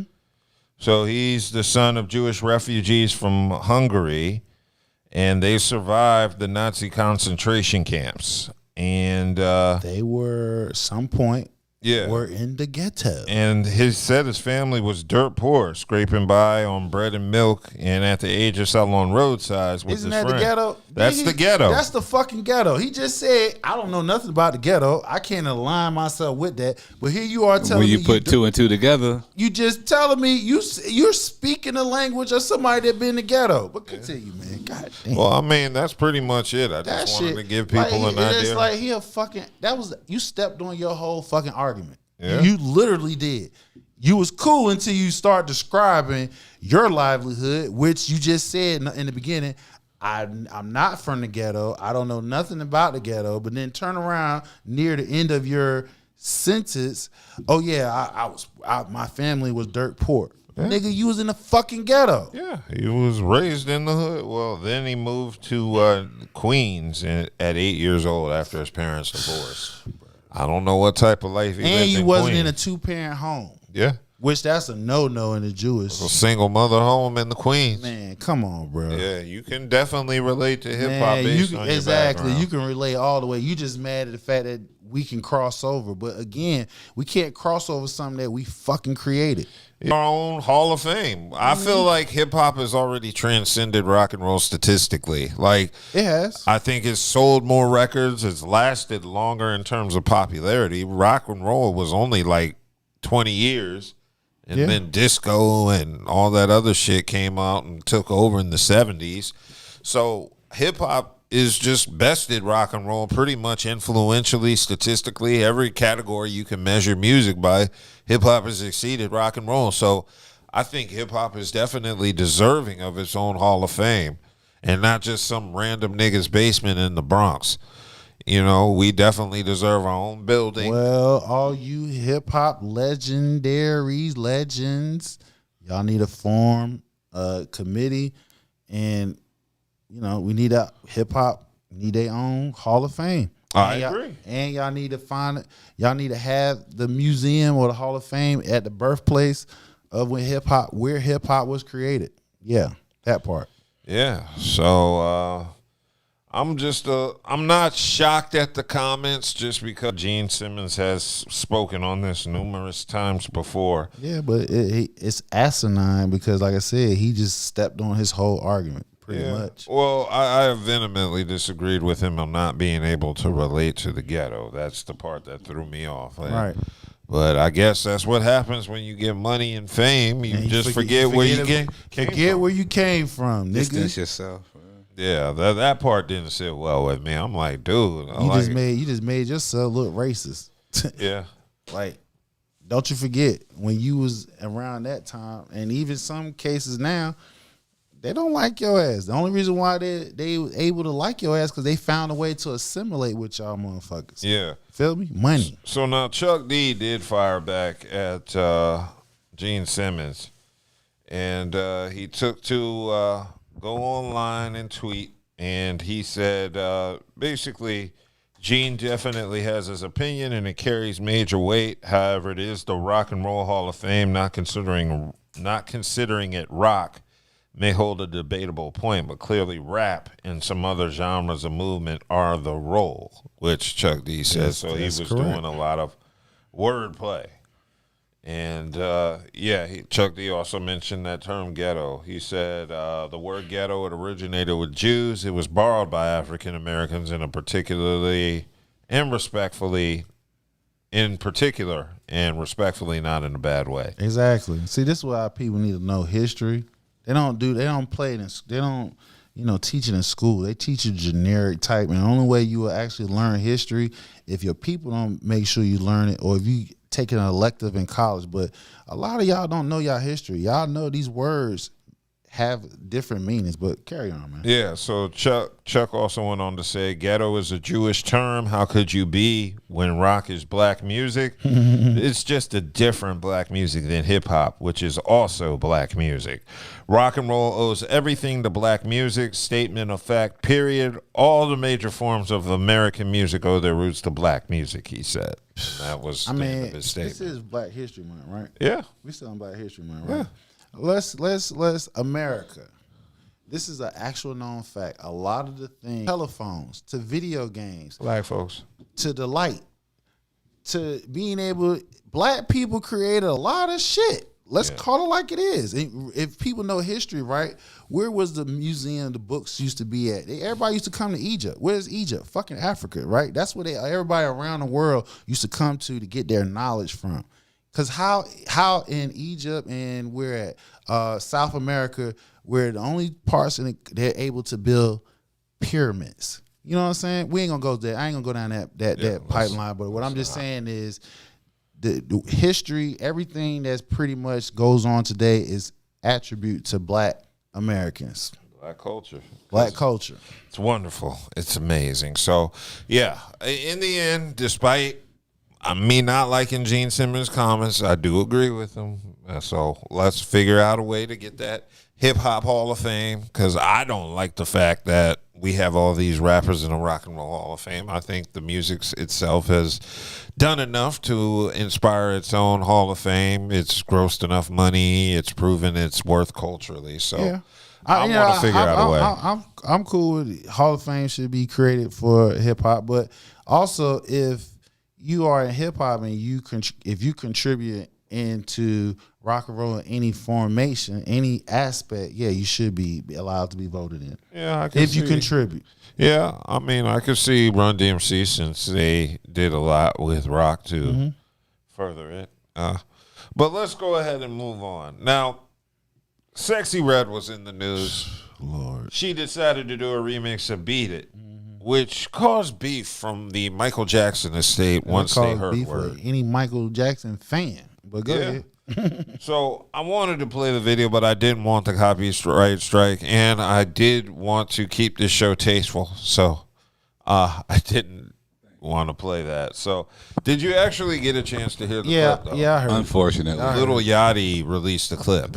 Go figure. First of all, I was mad that she bit Weird Al Yankovic, because the song is called Eat It. Yeah, and Weird Al did that damn near 40 years ago. Exactly. So, well, no, it's over 40 years ago. Yeah, same time. He did the same time. Yeah. Well, the kids nowadays are looking for an eater. So yeah, I know.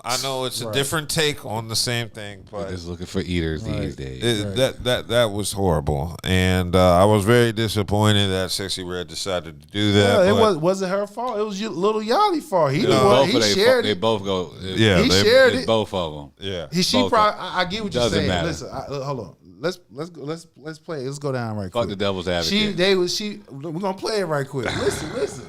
So she probably did some shit, probably some bullshit, whatever the case may be. And here go Lil Yachty, like every other nigga. They want to share. He recorded that shit. I promise you, she probably didn't even know that a nigga recorded. She was looking at the camera. She knew.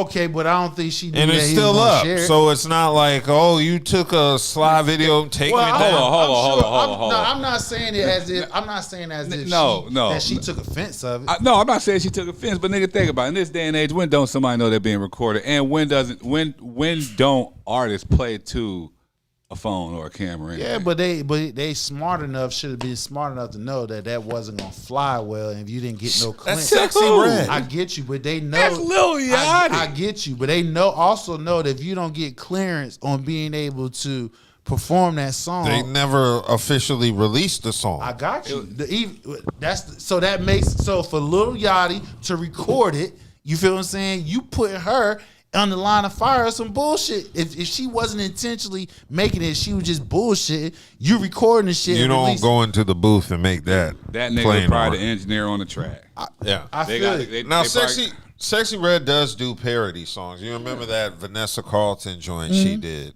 So I just don't think this was it. yeah, I this don't was horrible. either. It was terrible. Yeah, this It was was actually terrible. horrible. You can't be playing. You can't be playing with the greatest of all time pop. I think that's why they released the clip, because they knew they couldn't do anything with the actual song. They know that state will never clear no shit. Yeah, like so that. you had to just give them a little clip just to throw it out there. I mean, that's the same thing as releasing it technically, because it's available for you to listen to right now. You can't. Well, they ain't making no money off of it. So Shit, you make money off if your Instagram is monetized, you making money off views. You making something off of it. Yeah. Well, the Michael Jackson state said take that shit down, so they had to take it down. Even though they took it off, they shit is still floating around the internet. Yeah, so they did release a statement. A spokesperson from Michael Jackson's estate said they had no knowledge of the video before its release, and they said, we were totally unaware of this. The use of the music is unauthorized. And Sexyy Red described the video as a tribute to the best. Yeah, so, of course, it grew mixed reactions. People criticized her take on it, and including... That's strike two of her trying to do a parody on somebody. She did one with Martin Luther King and this. Which one on Martin Luther? She didn't sing no song, but you know the picture of. Oh yeah, when he was in the club staring at That's her. what I'm saying. This is the second time she. What it is a sexy shock value. Yeah, she's doing that habitual line stepping for attention, and it's eventually going to bite her in her ass. The niggatry. Yeah. The niggatry is real, especially during Black History Month. But I mean, it's the fans' fault, because they're not elevating Sexyy Red because she's talented. They're elevating her because of novelty bullshit. She's lyrically not gifted. Her songs aren't hot really like that. They're just ignorant. She's giving a sect of that population what they're looking for. The ignorant part. She's just keep it floating. So be it. So be it. Yeah, I get you. So be it. Yeah, Playing a numbers game. I mean, even it is a numbers game. What I've come to understand, we all have our era. Mm-hmm. This is not our era.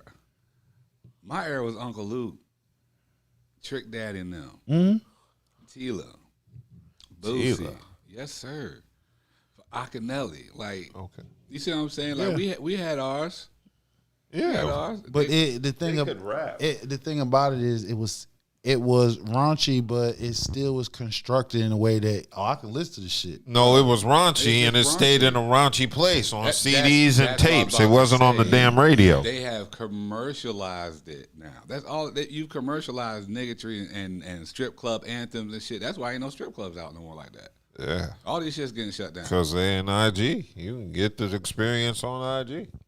And that's a damn shame strip clubs is shutting down, because strip clubs is fun on occasion. On occasion, yes, sir. Yeah. You can't when they posting on Facebook, Instagram, Twitter.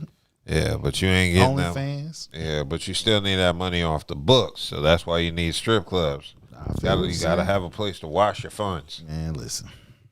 Yeah, so but in terms of Sexyy Red, yeah, she was an idiot for doing this. But again, she got attention off of it. I don't think they ever had plans of releasing the song. So this is what you do when you can't release a song. You just put the snippet up and get paid off of the views to the IG. So Hey, I'm just glad the song ain't coming out, and I don't think this is gonna stop or change Sexyy Red. She's gonna continually hit line stepping, and now that she got this attention, watch her go for another song that's popular that we fuck with, like Before I Let Go or something. She's gonna do Frankie Beverly and Maze and piss us off. She's gonna do something to Earth, Wind and Fire worse than Taylor Swift remaking it. Something's gonna happen because we gave her attention off of this, so she's gonna go I and didn't make give it. her attention. Well, I mean, it's in the face. It's if it's popping up on my timeline and I watched it. Unfortunately, I gave her attention whether I meant to or not. Especially when you're scrolling on your PC because the sound is on and your videos and reels automatically make noise once you scroll to it. Yeah, so I already heard it whether I wanted to or not. At first, I was like scarred. Yeah, I thought. Yeah, sometimes you scarred because you're just scrolling and the video playing, the sound will be on, so it don't really matter if you wanted to see it or not. You're gonna sit there and see it pop up, and you're just gonna get that view to them anyway, so it don't matter. But yeah, Sexyy Red was definitely wrong in this case, and nothing's gonna happen. She's gonna just keep habitually line stepping. Okay, so now I wanted to talk about Verzuz because I guess there's been a lot of Verzuz with T.I. and 50 Cent calling each other out. Well, T.I. calling it out. 50 Cent didn't go for it. Everybody's back into Verzuz mode, so now there's talk of NBA Youngboy doing a Verzuz, and they chose Future, and that outraged a lot of people. NBA Youngboy just recently said that if he did a versus battle, that he would want to go up against Future. I'm going to say this on record. There's nobody in Southern rap history except for Outkast who can beat Future in the verses. Future can beat Wayne. Future can beat Tip. Greatness. Future's great, bro. Nobody can touch him in the verses. Nobody has a catalog he has. Nobody. And that nigga did that shit in 13 years. So I just want to say that. So, like, NBA your boy trying to call out Future is going to be like Jake Paul fighting that boxer dude. It's like, yeah, the first round's going to be entertaining. We're going to hear, you're going to have, but when Future pulls out his feature, he just goes to his feature bag. I put up in a new Bugatti. When that nigga Future can play his C-sides. NBA Youngboy. His C-sides. Future can play his, and Prada at the, he can play that and still beat him. Future can play his fucking hits from 2015 and still beat the kid. I don't think people understand how prolific and how great Future is as an artist and making music. And we got to start putting respect on his name. And we don't give it to him because he doesn't talk a lot. But just because the man don't talk don't mean that. There is nobody, not Ross, and I think Ross is up there. I think Ross is right there. But I just think there's nobody in the South that could be Future in the verses, excluding Outkast.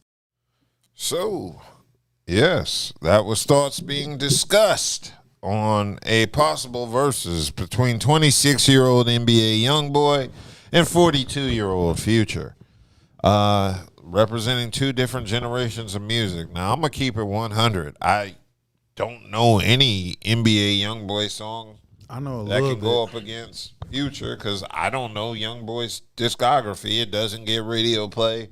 It doesn't get promoted heavily. Oh, it does. It does. Oh, it it does. Yes, sir. I don't listen to the radio. Correct. So, The main thing I can tell you about it, yes. this young man is angry. Yeah. That's it.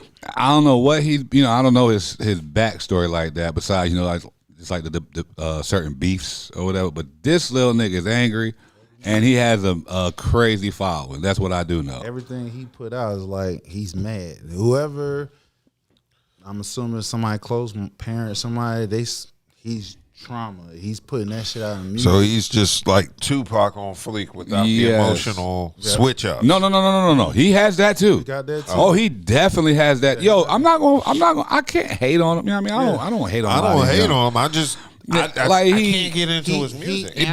That part. He amplifies what a lot of these young kids feel. Yeah. That's especially if they've been mistreated by family members or been in the system. So he amplifies that, you know what I'm saying? So they attach themselves to him. So I heard quite a few of his songs, and they're not in my rotation or nothing like that, but Yeah, pretty much everything I've heard. He's angry. He's hurt. He's on my playlist. I'm not gonna lie. I've heard a few What tracks. song is on your playlist? I don't know the name of it. But I like the joint he had with Migos back in the day too, though. But that's he has a lot of tracks. He has a whole lot of tracks. Yeah, I see that. He got hella mixtapes, hella discography. That's why he's certified, because he has so many songs out. He's selling out. His tour is the hottest tour this last year. Yeah, so he has a lot of positive things going for him. I'm just not familiar with his discography enough to sit here and say, oh, this song could rock Future shit. Me personally, him going against Future. That's what I'm saying. No. Future got bangers. Future gonna crush him. There's a lot of Southern legends. Now, this is where this is where the age group come in, because the YN is gonna be like, nah, you OGs, blah, blah. If you putting up NBA Youngboy against Future gonna kill him. I'm sorry. He's way diverse with his shit. The mayor. Yeah, I was gonna say we need Mansa Musa right, to exactly. weigh in on this. And what songs they could put up against Future, but I just thought it was ridiculous. Anybody going against Future. To me, that's not a good matchup for NBA Youngboy. Yeah, I think Future's crushing a lot of Southern legends just in terms of verses, because his songs is about what Verzuz is about. It's about. So give me a Southern legend that Future crushing. Pretty much all of them. No, I'm not gonna do that. If we're talking about hits, other than like he said, so that means he's beating T.I. That's what you're telling me. Possibly. That would be a tough one. Yeah, that ain't. See, the thing about Future knows Future knows production. Mm-hmm. He knows how to produce. Like that's the thing with he. Don't know half the shit he said. Just like with Bad Bunny on halftime, you don't understand half the shit he says. He's speaking English. We think supposed to be. That's pig lad. That's ATL trap. Yeah, that's ATL trap. Yeah. You know what I mean? And just once he gets into his bag, that cadence that he has, it's hard to. A lot of niggas is hard to understand. And then you talking about so you talking about he getting Jeezy? No, I don't think so. I don't think he beating Jeezy. I'm not gonna say he's not. I'm not saying he's beating Jeezy. It's gonna be tough. They both gonna be neck and neck. And I was gonna say the thing is they both have cult followings. Jeezy got a cult following. I said they both have cult followings. Then you talking about what, Gucci Mane? He gonna crush Gucci Mane? I don't know. I don't think he crushed Gucci. Yeah, it's tough, bro. He ain't running. Future would crush Gucci, or Future has a gang of hits. But that's what I'm saying. He just said Future would beat a lot of Southern legends. He would. We just named about 4 of them. That's like, I don't know. Then he's gonna probably have a neck up on. Everybody in especially ATL, or if you say the South period, he's gonna be like neck and neck. Real talk. Could Future defeat Little Boosie? Yeah. Yeah. He got his discography is. Boosie had the acid songs too, but he don't have Boosie those got hits like Future got. Though. Yeah, Future got hits. Future got hits. Boosie, he got Future got some bangers. He got street bangers. You feel what I'm saying? Come on, man. So, but yeah, Future beating Boosie, all day. So that was my point. There's a lot of Southern legends that Future is just going to crush. He's going to take him out. He really is going to take him out. Future is kind of what Verzuz is about. He's like one of those artists that's the epitome of that shit, like him and Busta Rhymes, because it's just about playing to the crowd. just like Busta Rhymes and T.I. That's not a good matchup. You know Busta Rhymes versus Future. No, it has to be Busta Rhymes against your boy from Chi-Town. What's my man's name? Spit Fast. What's his name? Oh, Twister? Twister. That ain't no. Why not Smoke Twist?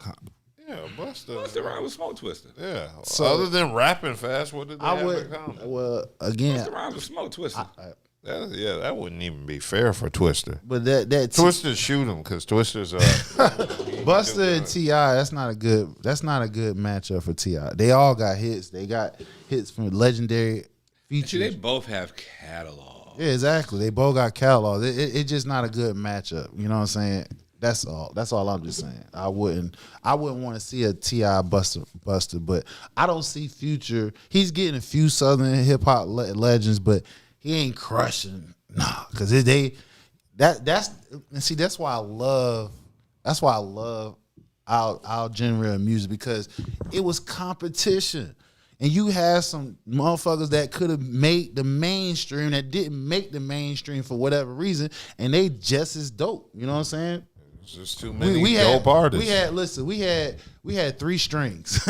You got the first string, which are all the ones that we know, legends. You had the second string and third string. Third string, they stayed completely underground. They ain't never reached. But we know, if you are a hip hop fan, you know about. Like, for instance, MOP. Yeah. Interesting. So, I don't like the way you just disrespected MOP. Huh? I don't like the way you just disrespected I didn't MOP. disrespect them. They not mainstream artists. They're not. But They're not. So they like second string. Okay, I'm about to say. I didn't say they was third string. It sounded like you said they were third string. I said we got first string. I was about to say, I'm over here feeling a certain type of way about that. First string, second string, third string. Third string would be like I just had it on the tip of my tongue. Third string would be Skilo, I wish. No. Stupid.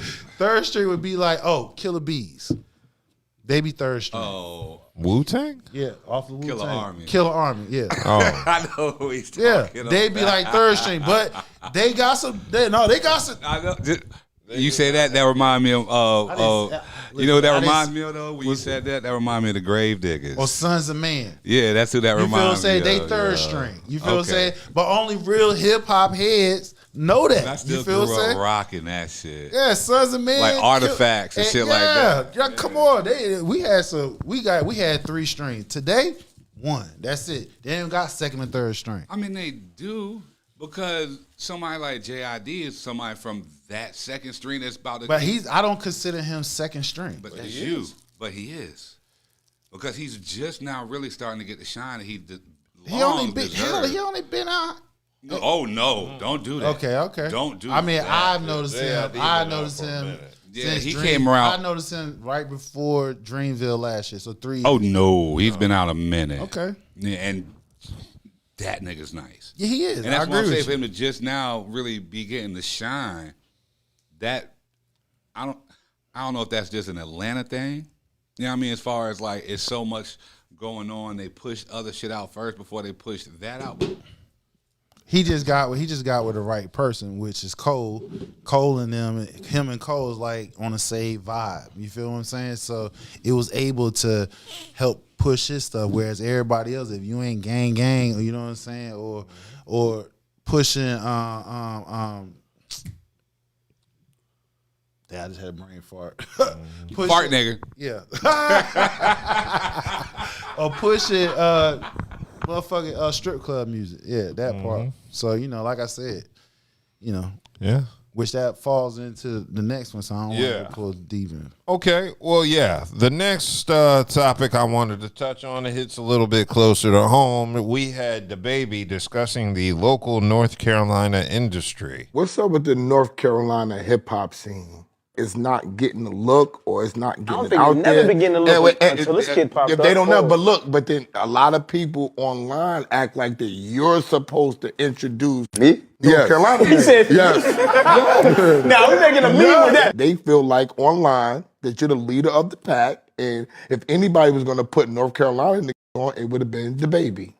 Yeah, they gotta do their part. You get what I'm saying? Mm. So yeah, but one name for sure, like off top, like Fetty P. Franklin. Okay, I know. I'm familiar from with Charlotte. Yeah, we just did a collab project in December. Bruh got it. You know what I'm saying? He up through there. He gonna take off. Other than that, like, it's the same thing, bro. It's just like any other place. Like, gotta, see what took place before them and take from that what worked for them, apply that shit, put their own spin on that shit. So that was the baby discussing what's been popping here in the state. He didn't really want to say it out loud. I wish Manson was here, because this was directed to him and his thinking. And the thing about it is, what he's saying is, you saw how I did it. You saw how Cole did it. We left the state. We went and got our deals. We grind. Because why? We appreciate it more. So when somebody put money behind us, we're gonna take seriously and take off. And we just not gonna ride a coattail of whoever signed us and eat off of them. We're gonna put in the work and everything. So if you put up your own money, you do the own grind and stuff like that, you gonna make it. He went to Atlanta, got up under Ludacris, DTP. He was up under them for a minute. Cole. Was he? Yeah, he was up on the DTP. Luda, the baby? Yeah, up on Luda. Before Luda released him, and that's when he came Because out. I remember him being at South by Southwest in the diaper. That's all I remember is the diaper shit. Nah, he was up on the Luda in there. He was on the Luda, and But that- Luda had signed him. His style, I could see that. I could definitely see him and Luda. He got the damn. I'm just saying in general. You remember, I've always told you he's animated. He is an animated That artist. video that he got the baby and shit. He all big and puffy. That was from. That was Even before that, yo. I know that. What I'm saying is he came up under that umbrella. You feel what I'm saying? That's where he looked. Cole, he went up to New York, got to deal with Jay. You feel what I'm saying? So in other words, what he's saying is, I'm not putting my money up on niggas who ain't grinding for that shit. If you Pretty get much. if you get out here and you grind and you make a name for yourself, I will get on your feature. Hell, even if your money ain't right, if I can see that you are grinding and you gonna take it to the next level, I will get on your feature and I'll help you push and give you deals or point you to a direction to a motherfucker that can help you out. You notice he only mentioned one name. Yeah. Well, that name probably either he's cool with them or they paid him. But the way I look at it is it's a different time in the music industry. In the days of meeting an artist and giving them your demo and having something happen. That's changed drastically. Yeah, that's long gone. You have to have your own buzz. You have to get the ball rolling on your own career before you can get help from anybody significant. Yeah, because the thing about it is based off what you say, based off how things is so saturated, how you can you can go viral off of one song, off of TikTok or whatever the case may be. Now, yeah. Right, exactly. Most niggas don't have that because they so suck in with the likes, comments, that doesn't translate into money. So now if somebody putting money behind you, they expect a return back. Niggas, what he's saying is, I ain't got time going to court trying to sue your ass to recoup my motherfucking money. I ain't dealing with that shit because how I think, I probably gonna whoop your ass, catch you out the street, and which that gonna cost me more money and shit. I gotta worry about my own antics. So guess what? You create your own buzz, you put your own money in, you grind.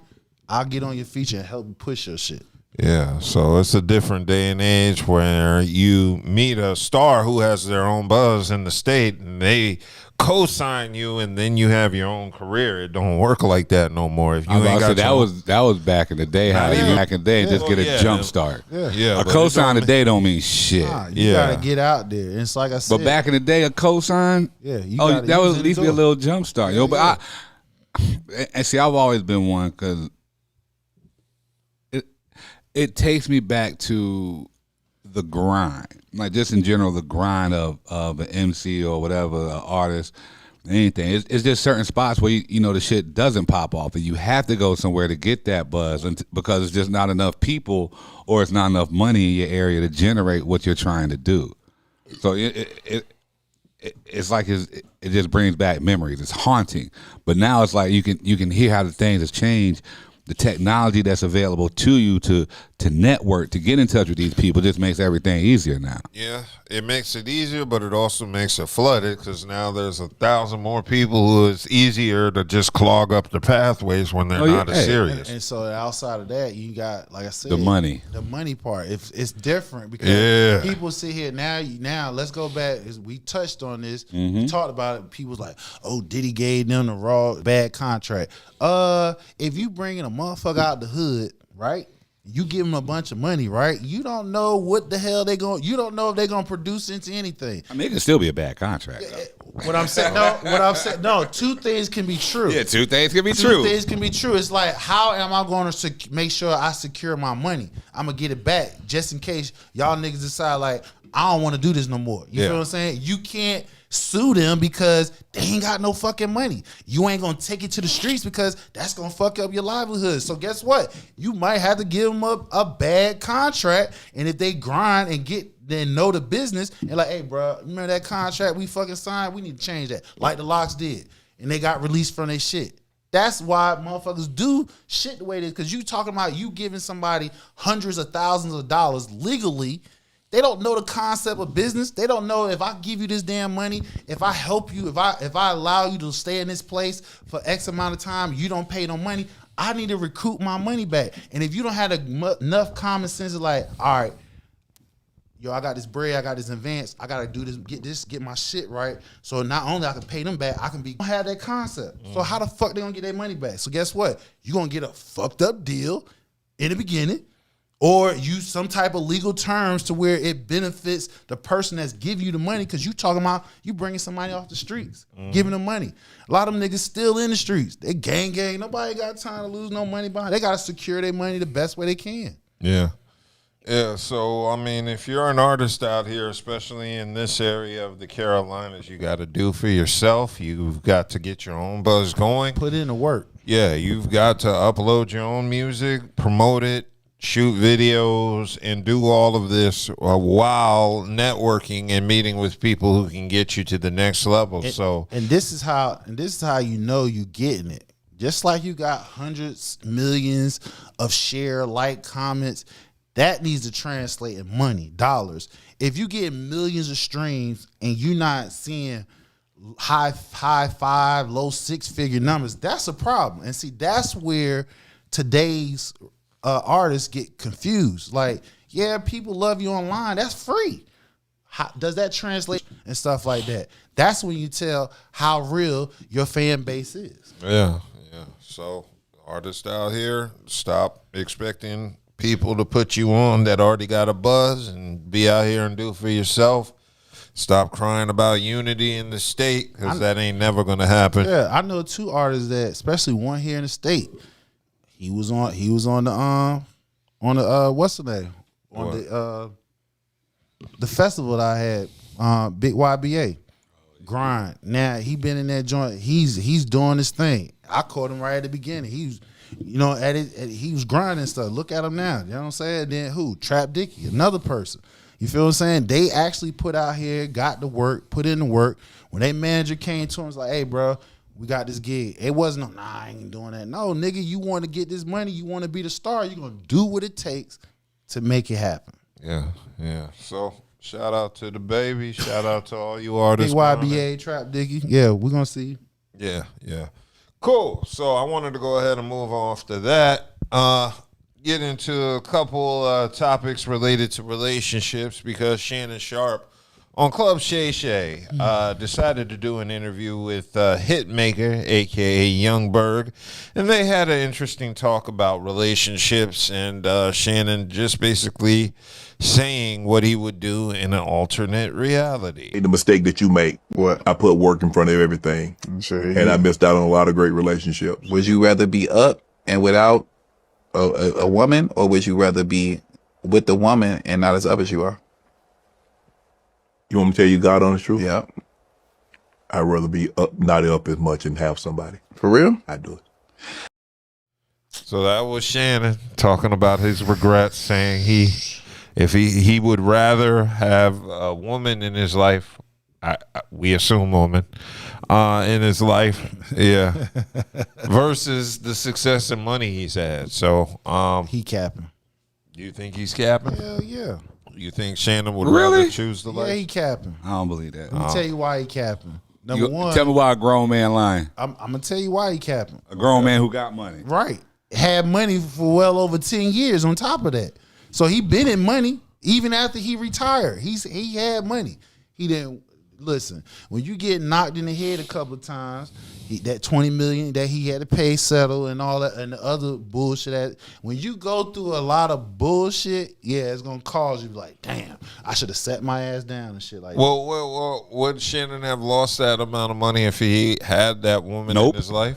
He would not have. Probably. You don't know. He would have spent. He wouldn't have lost. It would have been spent differently. Right, but is it divorce is the highest in this country? Yes, it is, especially amongst black. Especially what he black. said though. I get what you're saying. Instead of all that money that he's already accumulated, he's capping. We talking about somebody coming from Georgia, dirt poor Georgia. You heard all That's why he said he don't need a. That's why he doesn't need. Think about it, nigga. This Think about nigga it. got at indoor this plumbing age. and At this balls. age, he has made money. Even before he made this type of money. I get what you're saying. You don't want. And maybe it's just me. I don't know. You know, I was born in Jersey, but I was raised down south. You know, I'm a city-born, country-bred nigga. Mm-hmm. So I'm always like, there's something to it where I know, like, especially with my dad, yo. It's nothing like a homegrown, solid foundation. Somebody you can just go home and, like wife, I can just go home to and kick it, chill, no problem, because she knows me from the jump. Instead of if I'm on already or if I'm just getting on, whatever, I got all this money and now I'm just meeting all these random chicks. Who do I know is really just in it for me instead of what I'm bringing to the table? I feel what you're saying. He had that with his between his brother and his grandma, and then once grandma, Brother and grandma is not a fucking maid. I get what you He said. had a foundation, though. He had grandparents. Yeah, he had grandparents and stuff like that. He talks about especially his grandmother all the time. So he had a foundation. The point is, like I said, it's different, and I can only speak from my experience. It's different when you got people that pretend to be one thing and show you another thing. You feel what I'm saying? And then you constantly got to go through trials and tribulations just to live a quote unquote normal life. You know what I'm saying? So I believe, in a sense, from his past, I'm gonna say 10 years. No, he capping. This year, within the last year, I can see why. Because he had the big scandal with the girl, the OnlyFans, the young girl. Outside of that, he had the other scandal before that. With the Instagram. With the Instagram and stuff like that. So it's like, damn, nigga, you over 50, close to 60 years old. You getting out here. Nigga, he probably like, I need to sit my ass down. Now, if I promise you, if those things didn't come about, he ain't thinking about that shit. I don't know. I think He had plenty Shannon of time to lock it down. Shannon comes from. You done come across so many, yo. You've come across so many. You get it gets tiring, yo. I'm telling So, you, it like I gets said, tiring. what's the difference? So, it just goes back to what I'm reinforcing. He was doing this shit. He been retired for over what, 15 years, 20 years. He's been retired, and it's longer than now that. think about it. So during that whole time, you don't think he wants somebody he could have just been chilling with this whole time, just chilling? He's scared of divorce. Exactly. You scared to lose the money that you built up. That you built up. The marriage is not. It's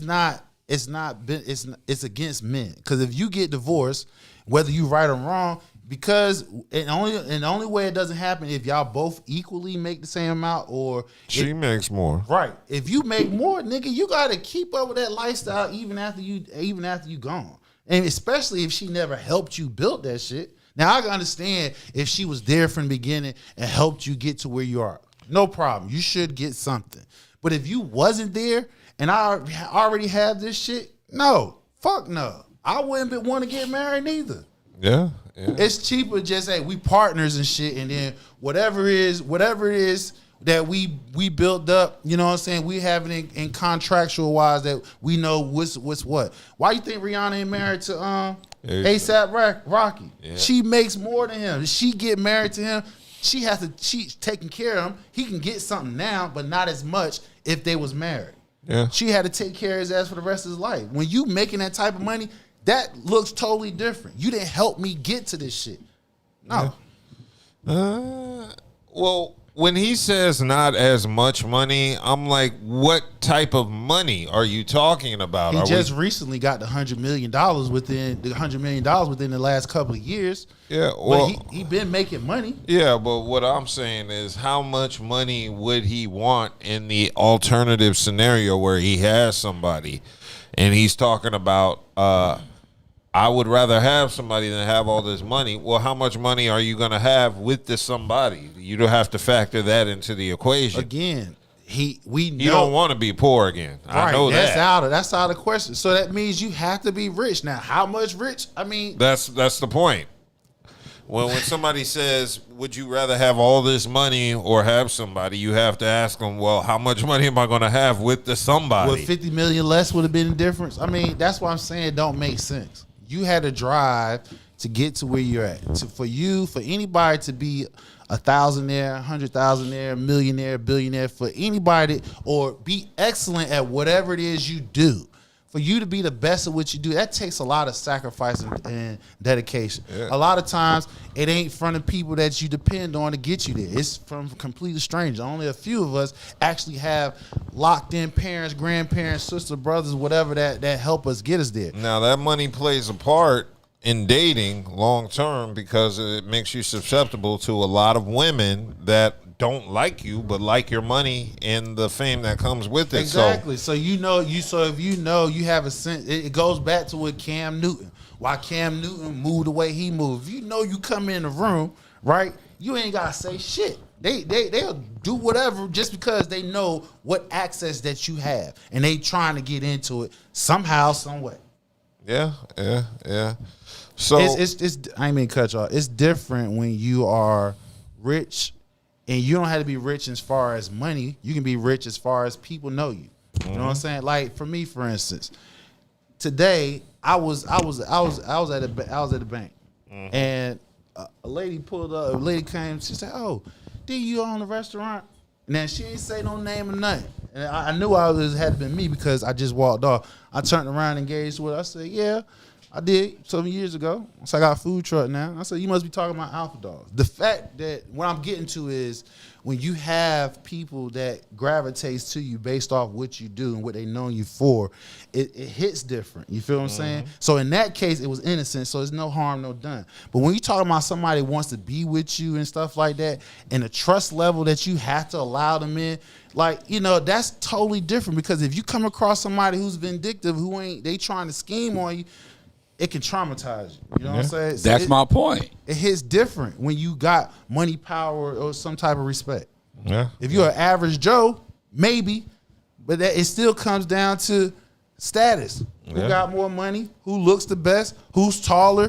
Who's an introvert, extrovert? All that shit comes into play. Cool. All right, so I wanted to lead into our second discussion because Mano was on his podcast with Jim Jones and Dave East and Fabulous. And he was kind of discussing the topic we covered last week with Paige Hurd and Michael Rainey Jr. He's basically talking about platonic friendships and how they can work for him. Can men and women have a platonic relationship? Okay, we got to define what type of woman we talking about. Platonic friendship, not relationship. Platonic We talking about, so we, can you have a bad as a friend? And I'm saying that's something I struggle with. It's something that I struggle with because, right, the mature me is like, yo, that's your friend, right? But then it's like I'm seeing her and it's like she's attractive and it's like I'm a man. It's like, this is why I don't, like when he said this, I related to it. I don't really have bad friends, right? Because let's be honest, men, like we men, like we attracted physically, you know, to women and shit like that. And it's like, damn, I come to your house, you walking by, you got your robe on, your ass is jumping around. I'm like, what's up, bestie? Fuck, who? I would probably get offended. Who the fuck she playing with walking around like that? Like I'm not the nigga that I am. Right. Yeah, so it's something that I would struggle with. I do got friends, but I'm being honest.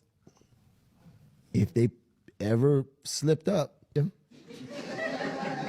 As a friend. As a This is what friends are for. As a friend is crazy. Sometimes you got to get that sexual tension out. Maybe so. Sometimes, as a friend, you're like, yo, look, let's get it out the way. Just get it out the way. And then let's get back to regular.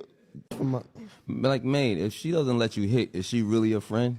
Like, let's be really honest. That ain't here. your Like, friend. This is the real that's question. not a friend. This is what people want to know. That's why I love my brother. Right? She's supposed to be there. She's supposed to be there for you. And you talking to her on the phone, and you like, man, this girl, you know what? She ain't let me see my baby.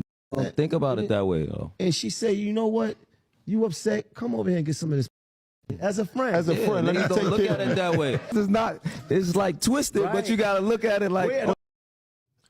So that was Mano, Jim Jones, Fabulous, and Dave East talking about platonic friendship. And I, as a man, fully agree with him. Mano basically said he can't be platonic friends with attractive women. So that he co-signing what Cam Newton was talking about, right? Yeah, he co-signed with Cam Newton. He co-signed pretty much what most men say.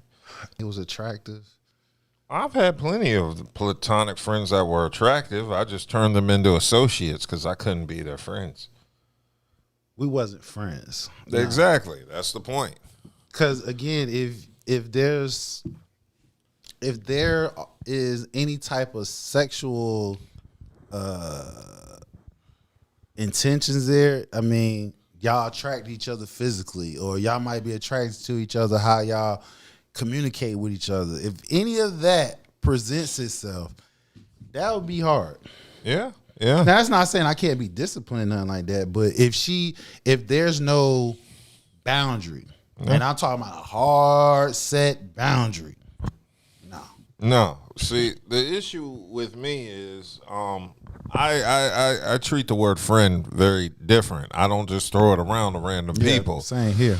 And there are a lot of women that I consider associates, where if I see them, it's all good. Hey, how you doing? I'll buy you a drink. I'll give you a hug and all that. Yeah. But I don't consider you my friend because you don't do shit friends do. We're not supporting each other. And you'll still smash. Yeah, Right. and I'll smash. Right. Nah. So it's better to be my associate. You can't be friends because they always going to push the boundaries past friendship, especially when sex is involved. Exactly. If I'm friends with a woman, they're going to want me to move something heavy in their house. Not even that. They're going to want you to change something up with you to accommodate them. Yeah, that's what I'm saying. So if a man did that right, he would be considered a narcissist, right? You're basically a boyfriend with no sex. Exactly. Like, that's the who worst. does that? Like, I shouldn't have to come in. I shouldn't have to change nothing of me. If I had to change anything of me, that means you never liked me from the jump. You just like the figure of me. And you like, oh yeah, I like that. But I could probably change that. Yeah, I agree. But yeah, with platonic friendships, I just can't do it. Yeah, I can't say I've had. Now I'm friends with a lot of. No, let me take that back. No, let me take that back. Yo, this conversation is hurting y'all fucking brain. No, because it's real talk. No, I'm not friends. I probably have like I probably have 3 female that actually are friends. And I can say they're friends. Why? Because just like I will make sacrifice for them, they'll make some for me. So I can say they are actually friends. Are you still trying to fuck? Exactly. But again, it hits different though because I'm not. Hey. No. I'm gonna say no. I'm gonna say this. It hits different because and this is the reason why. This is the reason why I can say this because she know her lane. We know the lane. We know that if we're here and we're not willing to come here, we're gonna stay here. And she's one of the few that I've ever met in my entire life that doesn't go outside of boundary unless I'm like, hey, unless I provoked it or she's like, hey, listen, we need to have a talk or something like that. She ain't gonna throw no curveball. We here. So I can actually say, and she will actually help me. We ain't together. We haven't been physical. I mean, over a decade, and she will still go out her way to help me. Wait, y'all haven't been physical over a decade? He's already or y'all smashed. been friends? Basically, he's already smashed. We've had sexual encounters multiple times, but So doesn't that exclude you from this particular? no, it don't, because again, we transition from we friends, we hanging out, and part of it is due to the fact that we live in different states. So I'm gonna be real. I'm gonna be real, nigga. I'm being real. I'm not gonna be biased. I'm gonna be real. We live in different states, but we haven't been physical in over a decade. So I can be in her presence and nothing would jump off. You feel what I'm saying? That's all I'm saying. So that's the reason why I say I still qualify. Because, but something has jumped off. It's already. That's what I'm saying. This would be. He's but based off what he's saying is I can't never be friends with him because this is what's gonna happen. No, man, he actually already said that's exactly what he said. Let's smash and get it over with. Let's smash and get it out the way so we don't have that tension built up like that anymore. We can just get back to being just cool. Well, we started off cool, so that I can't speak of what he talking about. We started off cool.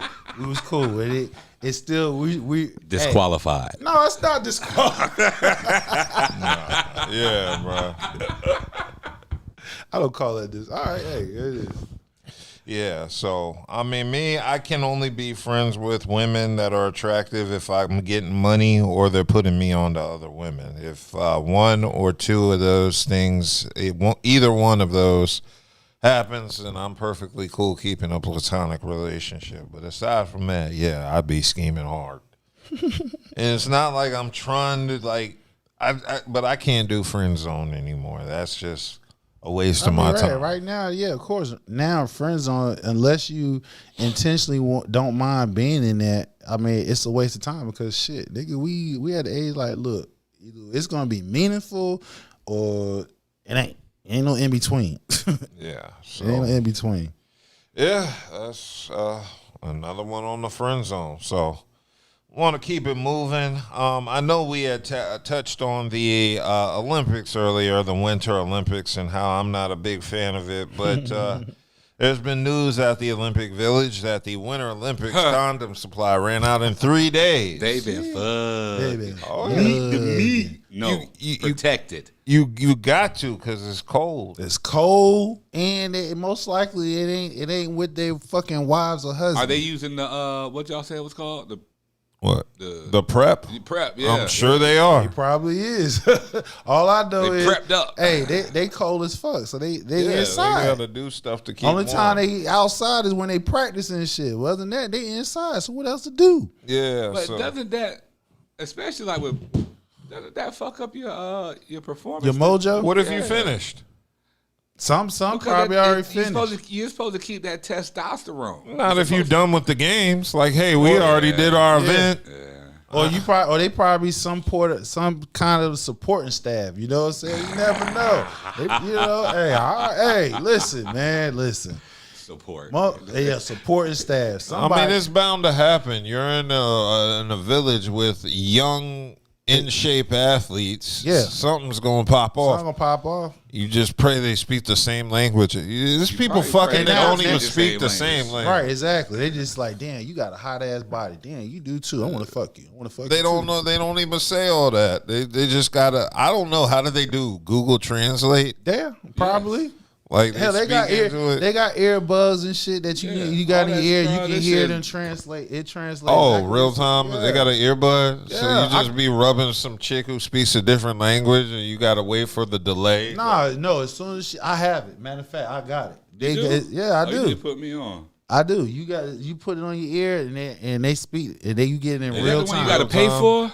No, you buy it one time and that's it. Yeah, you gotta put me on. Yes. Yeah. So you be like, I'll be around it. You be like, hey girl, take your pants off, and then it has to translate it like los pantalones. You can hear exactly what they're saying in real time. It's an earpiece. Translate what they're saying. Man, technology, man, it's no reason why, even if you don't know it, no reason why you can't listen and so that shit. You can keep this thing on while you smashing, so she can just say, put it in her ass in her language, and if it's an earpiece, yeah. You can have it on, just as long as you don't sweat. Ooh, me culo. As long as you don't sweat and short image. I don't think it's waterproof. I don't know. Ooh, me culo. So yeah, that's an interesting story. But I mean, it's cold all the damn day. What the fuck? It's cold all day. Well, it's the Olympic Village, and these people don't have money, so it's not like, hey, my day off, let's take a tour of the you from another city. Country. You can't leave out of there because of protocols, safety protocols, and shit like that. And depending on what country you are from, you definitely not going nowhere. You stand your ass at the Olympic Village. So what else you got? Nothing but time on your ass. Let's fuck. Time and condoms. So they said there's only 2,871 athletes who came for the Winter Games, and it was over 10,500 athletes in France for the 2024 Summer Games. So you're dealing with less athletes. 1/5. Less athletes, and they went much more fucking. Yeah, because it's cold. What's the difference? Cold. You inside in the summer, and when in the summertime, you out and about. You Why moving they around. disclosing that information like that though? Because they y'all want to know what's going on out here. We selling We're condoms. fucking. We selling out of condoms. Because they're trying to promote safe sex. Right. Like, hey, the reason all these condoms is gone is because they're having safe sex. Now, what if you telling on somebody that's married? They've already done that. They don't know who got the condoms. They ran out of condoms. Said, look, you got a crazy ass wife. Or crazy ass husband. They said they ran out of condoms. I ain't fucking. I don't give a fuck if they ran out of condoms. You must have been near it something. You was doing something. And I bet they ain't even using all of them. They just did it just to impress the girl. Like, look, I'm being responsible, and then they pull the shit Look what off I bought. before they slide it in. Like, I ain't gonna see you past Italy. Man, just bust and keep it moving. Go back to their home country. Well, DNA. Yeah. So, yeah, you don't even have to worry about the baby. You can give them a fake name. No, they know you, nigga. They announcing your name in front of the world stage, so they know your name. Not if she ain't there. They don't know that. No, you can't fuck You talking about straight athletes and Olympians and shit. athlete and she don't know your name. She gonna know your name. She don't know your language. She gonna know what country you from and everything. You can't hide that. They know exactly what Yeah, they country can't hide you that, from though. and your fucking name. So Why, they gonna fuck them with their You gonna be on flag you gonna be on You gonna be TV. on TV, bro. You gonna be on TV. They gonna see your sport. You're there for a reason. Yeah, you gonna be on TV. They gonna show your country and your fucking name. There it is. That shit could probably wave it in the background. It's on the back. It's the name tag that you. No, wear. but they gonna have the flag waving in the background Exactly. regardless. You got Nigga. the patch. Everything you wearing. Last name, all That's types. when you compete. You ain't doing that when you smashing in their dorm. Nigga, when she see you or you see her, you know what country you from. I tell all them my that. team's name, my Man, teammates' hey, name. they know, bro. Damn. Yeah. It's only 2,000 athletes there. You damn. Listen. We before Raleigh became as big as 20 years ago. Everybody know everybody. We know what the fuck going on across town and shit in real time. So you talking about 2,000 athletes in a confined area? They know every fucking body. Yeah. Yeah, they do. It's just nosy as fuck around these parts too. Yo. Who? Them? The condom maker. What up? The condom maker like, yo, we get money down this motherfucker. Which is stupid because now all the other condom makers gonna want to jump in on the pod too next time. Was it one specific brand? Probably. Or was it Probably. all of them? Free advertising. Nah, it was probably one specific brand. the official condom and of the now they Olympics. gloating about it, which is stupid now because now you inviting competition. That's all you just did. There You said ain't it no was the official competition. Yes, condom it of is. the Olympics. If it was one brand at the Olympics, right? One brand.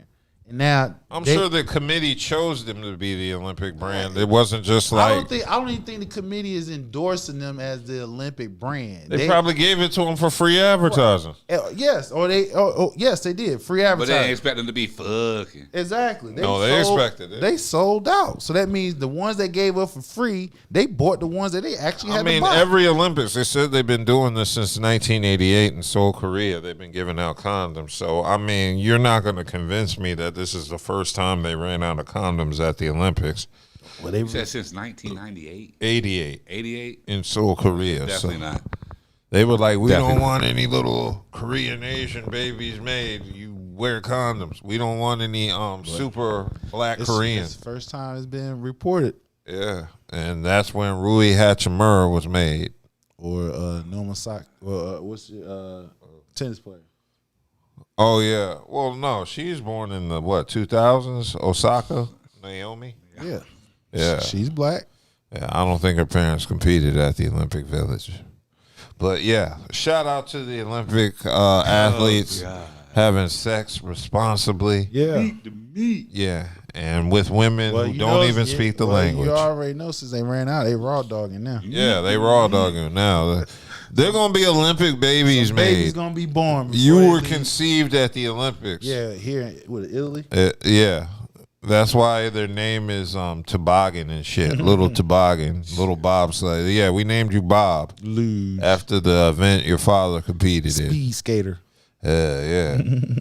Shout out to the Olympics. Hopefully I'll catch an event or two. But I wanted to go ahead and move on to our final topic. Chris Paul was cut by the Toronto Raptors and has decided to officially hang it up. And that's what, 21 years? 21 years in the league. 21 years, and he's out of Winston-Salem, North Carolina. Hell yeah, the point guard. Went to Winston-Salem. Yes. And from Winston-Salem. Exactly. Went from there. He went to what? He was at how many teams? He went to Winston-Salem and was drafted by the Pelicans. Pelicans. And then he left there and went to the Clippers, right? Clippers. Man, fuck all that. currently, this nigga's AAU teams are crazy talented. I don't give a fuck all that shit y'all talk about. Them CP3 fucking teams that we have to play at AAU down in Winston, man, them boys always, most of these, shout out to CP3. Yeah, so, I mean, it's Chris Paul. I would expect him to Shame recruit. he didn't get a chance to win a chip, though. Yeah, that's going to be his greatest con of his career. Is the fact he never won. Because he was stuck with James Harden. Yeah. Outside of that, the NBA nicked the trade that the Pelican Lakers. was going to other send than that, him he to was- the Lakers. he It was got supposed to be partnered Chris up with Paul, James Kobe Harden. Bryant, and Dwight Howard. That was the big three. Well, Dwight didn't pan out. How Exactly. do you know Chris Paul would have panned out? Well, I mean, you got Chris. Maybe Kobe would have been bad for Chris Paul. No, not necessarily. You got Chris Paul. Nah, the they floor. both wanted to win too bad. Yeah, they wanted to win too bad. But Work ethic. CP3 is a perfection. Yeah, exactly. They work ethic. They would have blended perfect. They would have kept the Dwight Howard. I was about to ass. say they would have put Howard in check. If Yeah, anything. they'll put I his will ass say in that. check, and he would have been a better player. My opinion. Okay, so Chris Paul leaves the game as one of 3 players with 20,000 points, 10,000 assists, 2,000 steals, and the other 2 players are LeBron and Russell Westbrook.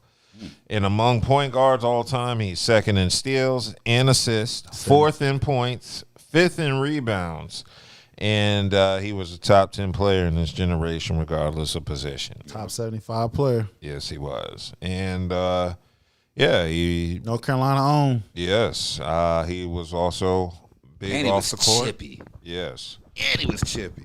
and he announced in a social media post, "Playing basketball for a living has been an unbelievable blessing that has also came with lots of responsibility. I embraced it all, the good and the bad. It feels good knowing I treated the game with the utmost respect since the day my dad introduced me to it.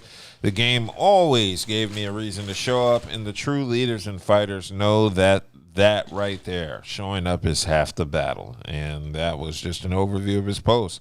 So where does he rank as a point guard all time? He's definitely top 10. In some cases, you can probably argue top 5 just based off the stats you just read off. Yeah, I underestimated Chris Paul. Maybe that championship lack of. That's the only thing. That's really all it That's is. the only thing that chip. Yeah. So, but besides that, Because he's always been the ultimate competitor. Yeah, as a point guard, he's definitely He's always been the ultimate competitor. I played him the last time we covered this because I said he barely made the top 10, but after recognizing his stats, I could move him up a little bit. He's top 10 all day, and like I said, Would you put him above Russell Westbrook as a point guard overall? It would be hard because Russell had them triple dubs. Exactly. That's the only. That'd be the only difference. But this is the only reason why this is the reason why you really could, because he fill up the other stats that Russell didn't. That's the only thing. So Russell got just assists or more assists. I mean, he was a hellified two-way point guard. Russell plays D. I'm about to say Chris would lock a nigga down. That's Russell why lock a nigga down too. I know though. that. That's what I'm saying. I mean, they really. See, Russ is super athletic. Yeah, that's always been exactly. He's super athletic, but he just personally, I just think he doesn't make the best decisions all the time. I think what it is. That's all that was. Like, he's so athletic that sometimes his athleticism takes over his took over his decision making. What I think it is he plays faster. Yeah, that's what I mean. Yeah, because Chris Paul played methodical. Yeah, Russell just plays fast and hard. So I think that's part of his game is making bonehead decisions from playing too fast, too hard. So that's I tell my son about it all the time. You can't have all this speed and not have control. Like you gotta control your speed. You gotta control your speed because now you're just like a bullet. You're just a freight train, bruh. And it's no change of direction. It's funny when I say that because I can see the difference between Chris Paul and Russell Westbrook. Like I can clearly see it. I can clearly see it. Russ is going to try and hurry up and run in there and either dunk or finger roll you. Chris Paul going to hurry up and get the ball up the court, and set it up, dice you up, and get what he needs to get done. Bruh, it's just different. It's just different. Okay, so would you put CP3 over Isaiah? No. Isaiah Thomas, the original, number 11? Yes. No. I'm not talking about the other Isaiah. No. He don't even make the conversation. Fuck no. Bad Boys? No, you can't. Because again, you got to come back to when it come down to the chips that separate them. Or would you put him over Stockton, the number one leader in steals and assists? What are we going for? What overall? This overall. If you can't put him over Isaiah, you can't. Well, no, you can't. Yeah, it's an argument because Stockton didn't want a chip, so I can put him over Stockton. I think I can put him over could put him over Stockton You because without Malone, you really can't say Stockton without Malone. Yeah, he plays better. He played better defense than Stockton. You don't know what Stockton would do without Malone. Well, I'm just saying, but you can't say Stockton without Malone. We've seen what Russell's going to do wherever you put him at. Exactly. You see what Russell's going to do wherever you put him at, no matter the situation. You see what he's going to do. Didn't John Stockton play that last season without Karl Malone? Bruh. Yeah, just shelling himself. And what did it do? I don't even. He was a shell of himself. Yeah, but yeah, we can't judge his last season. Like I said, No, but he had a running mate. That's what he's talking about. Yeah, like you basically had a partner. He had Malone. You had a Chris partner. Paul had running mates. He did, No. But you have several different running He mates went to 7 different teams, and he still was able to produce. That's all. But I can't knock him on that because it was a different era of basketball Well, too. Chris Paul came in right around when the era of basketball was changing. But they kept pushing him around. That's what I'm saying. I can't knock him for that. But at the same time, they were pushing Chris Paul around.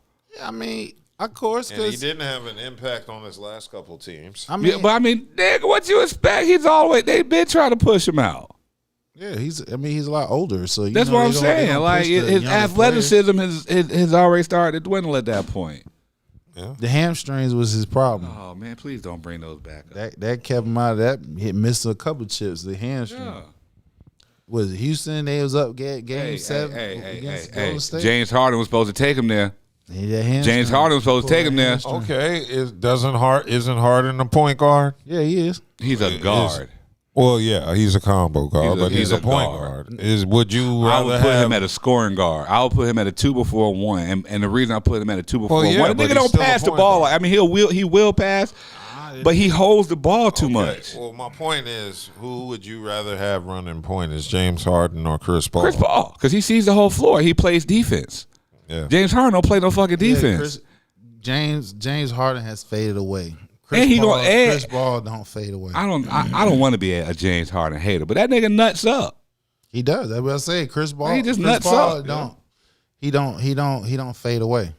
So I'll take Chris over James Harden. Would you take? Well, damn. Would you put CP3 over Oscar Robertson? No, they played 2 different positions. No, Oscar Robertson was a point guard. Yeah, but he was tall. Hell, Oscar Robertson was like what 6'4".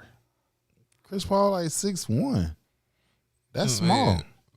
But we just compared him to Russell, who's the same. Well, Russell's 6'3". I'm taking Oscar. I mean, I'm taking him. Okay. I didn't watch Oscar, so I'm not even gonna get involved with that one. I'm just going off of stats. I'm going off of impact. I'm not just going off of stats, and that's why I'm. He'll walk in triple double. Okay. Well, would you put Chris Paul above Jason Kidd? I would never put Chris Paul above Jason Kidd because I'm a Nets fan. Well, Jason Kidd also played for the Suns. I know he did, but I'm a Nets fan. No, I can't put Chris Paul against Kidd. What about Peyton? No, I can't put him Gary Payton. Nash? Yes, I can put him past Nash. That's about it. Because that's the only top 10 point guard that because you ain't putting him above Magic. You ain't putting him above Steph. No. Oscar Robertson. Well, then Isaiah. What about Jerry West? Because Jerry West was The logo? Yeah. Like I said, I don't know Jerry West. I don't know his game. I just know heard the he was a logo. I monster. heard he was nice, but And he lost plenty of chips. He lost a lot. So there ain't really too many point guards we can put him over. He's top 10 all day. Yeah. Other than what? Tony Parker, Walt Frazier. He's over Tony Parker. Like I said, Tony got the chip. That's it. He got chip, but he had a running mate. He got a top Running mate. Running mate. That nigga had a team. Yeah, But yeah. Chris Paul had a running mate at each stop. Yeah, but they not all top. Tony they Parker not had a top- team. They not top 70. They not top 75. Tony Parker had a kid. I can put him over Peyton. The only reason why I can put him over Peyton because Chris can score better than Peyton. Peyton was. But you weren't scoring on Gary. I get you. You weren't but scoring on Gary. He was strictly. And Gary could score too, though. Yeah, but Chris can stretch the floor. You So know what I'm saying? basically, they're Gary Payton and Chris Paul. I want to say they're simple because they talk shit. Yeah, they talk, play but both sides. We of the know ball. Peyton. We know that's why he called a glove. We know him for defense. Nobody really look at Peyton score. He scored. Yes, you did. Listen, he scored. He had but what I'm Detlef saying, and he had Hersey. And he had Sean was going to dunk. Nigga, he was just dunking the ball. I feel you, but Kip had a jump shot too, bro. he had a jump shot. Okay, too. a 15-footer. You Okay, right? Yeah, But he could dunk for 15 fucking feet too. I So that shit don't count. So what? But Rain Man dunking everything within I fucking. feel what you're saying. Hey, with Chris Mullen too, 3-point sniper. Chris Mullen was never there. Well, I was. You talking about Detlef? Yes, excuse me. I mean, he had shooters, so I'm saying he wasn't. He made points, layups, and shit like that. You didn't really see him make a lot of jump shots like that, so to speak. Gary Payton. Yeah, I mean, Chris Paul is a little bit different.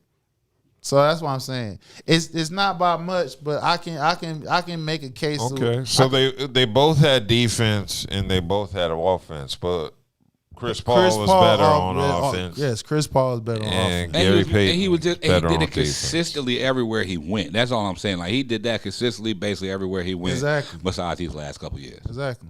So that's 8 right there. Yeah. Cool. Well, do you have any other topics to cover? No. Well, it was a good 2 hours. Oh, just real quick. Go for it. And I'm gonna ask y'all because I just said it earlier in the show. Had y'all ever heard the term fart nigga before? Or was it just me that just heard that shit this week? Fuck nigga. No. Fart nigga. Fart, No. F-A-R-T. Fart nigga, yeah. Nah, Probably something originating from the internet where they couldn't say the F word. No, we're gonna look it up after the show. But I just wanted to add because that was the first time I heard that, and I'm in my 40s. Yeah, I never heard. I've never heard And I've fuck nigga. Yeah. I've heard all type of adjectives of a nigga, but I've never in my life heard fart nigga. No, They got to. And that. Okay. That's all. Yeah, like, subscribe, share, comment, share. interact. LLP, hey man, happy love day to y'all, man. Oh yeah, Valentine's Day. Happy love day, Y'all be red safe hearts, out pink there. Wait, hearts, I got a chocolates, question for y'all, balloons, flowers, all that shit. If y'all into Because that, yeah, it is Valentine's Day, and I think we should mention it. Do straight single men celebrate Valentine's Day? I'm asking y'all. If you Are you got- asking them? if you got- Are you Just asking in each general, other? I'm throwing it out If you there. have someone special in your life, yeah. I said straight single No, men. no, for what? What is there to celebrate if What's you're there to single celebrate? though? You single. Like, what are you? Who are you celebrating if you're single? Well, I mean, I see a lot of single women bitching about Valentine's Day. Of course. and You said women. Galentine's. You said women. But Yeah, that's why your I'm question was asking. for men. I know. But then you went Single straight to what the women are doing. Well, I'm just saying in general, I'm doing a contrast and a compare because sometimes I see men out here talking about Valentine's Day. Like, yo, I'm in a bunch of groups on Facebook and you have like niggas talking about, well, dudes talking about they going to a restaurant on Valentine's Day and inviting women and shit. Like, if there's any ladies out random here- women? Yes. I don't know. That's what y'all are doing? Who's y'all? Don't put me in I don't do business. that shit. I don't do that shit. Single men, nigga. Nah. Oh, y'all I aren't didn't say single? all. I'm single. Okay, are you single? Yeah, I'm we, single. I don't All right, do- then, I nigga, don't I'm do- asking y'all motherfuckers, is that what y'all and single we niggas is both out here said- doing? We both said simultaneously, "Who's y'all?" Hey, meaning we don't I can't do that wait shit. I can't wait to see that clip. We don't do that I shit. can't wait to see that clip. Who's y'all? They said, who's I y'all? don't Nigga, do y'all that shit. niggas. Man, listen, if you're not special in my life, what the fuck? And if I'm by myself, why the fuck I'm going to? What the hell I'm doing that for? I ain't celebrating no fucking Valentine's Day. Yeah, I'm not interested at this point. I always say I just cut off all Valentine's Day invites last Sunday. If you ain't talk to me now, don't expect me to do anything for you on Valentine's Day. Man, you ain't If you think you're listen, if we ain't been dealing with each other at least what? No, you gotta year? January. You gotta fuck I with me. would say at least a few months. A few months. Yeah. Really?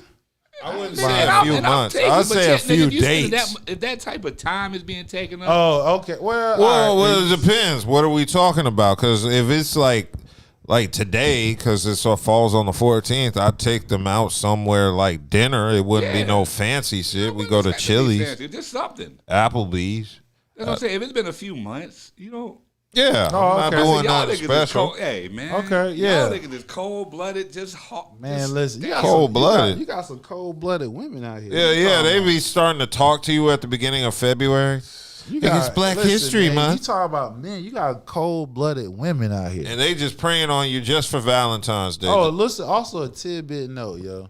This is men or women. If you come across somebody that's been by themselves for a while and they start saying keywords, they stuck in their ways, they built, don't even fuck with them. Yeah. That's a headache right there. Yeah, I already know I got to change up all my shit when I date some woman. So you can't call yourself wanting to date somebody and then you can't open up.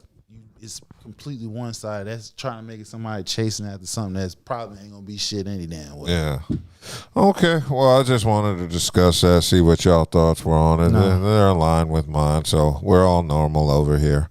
Yeah. If you got this far, like, comment, subscribe, share, and LLP. Check us out next week.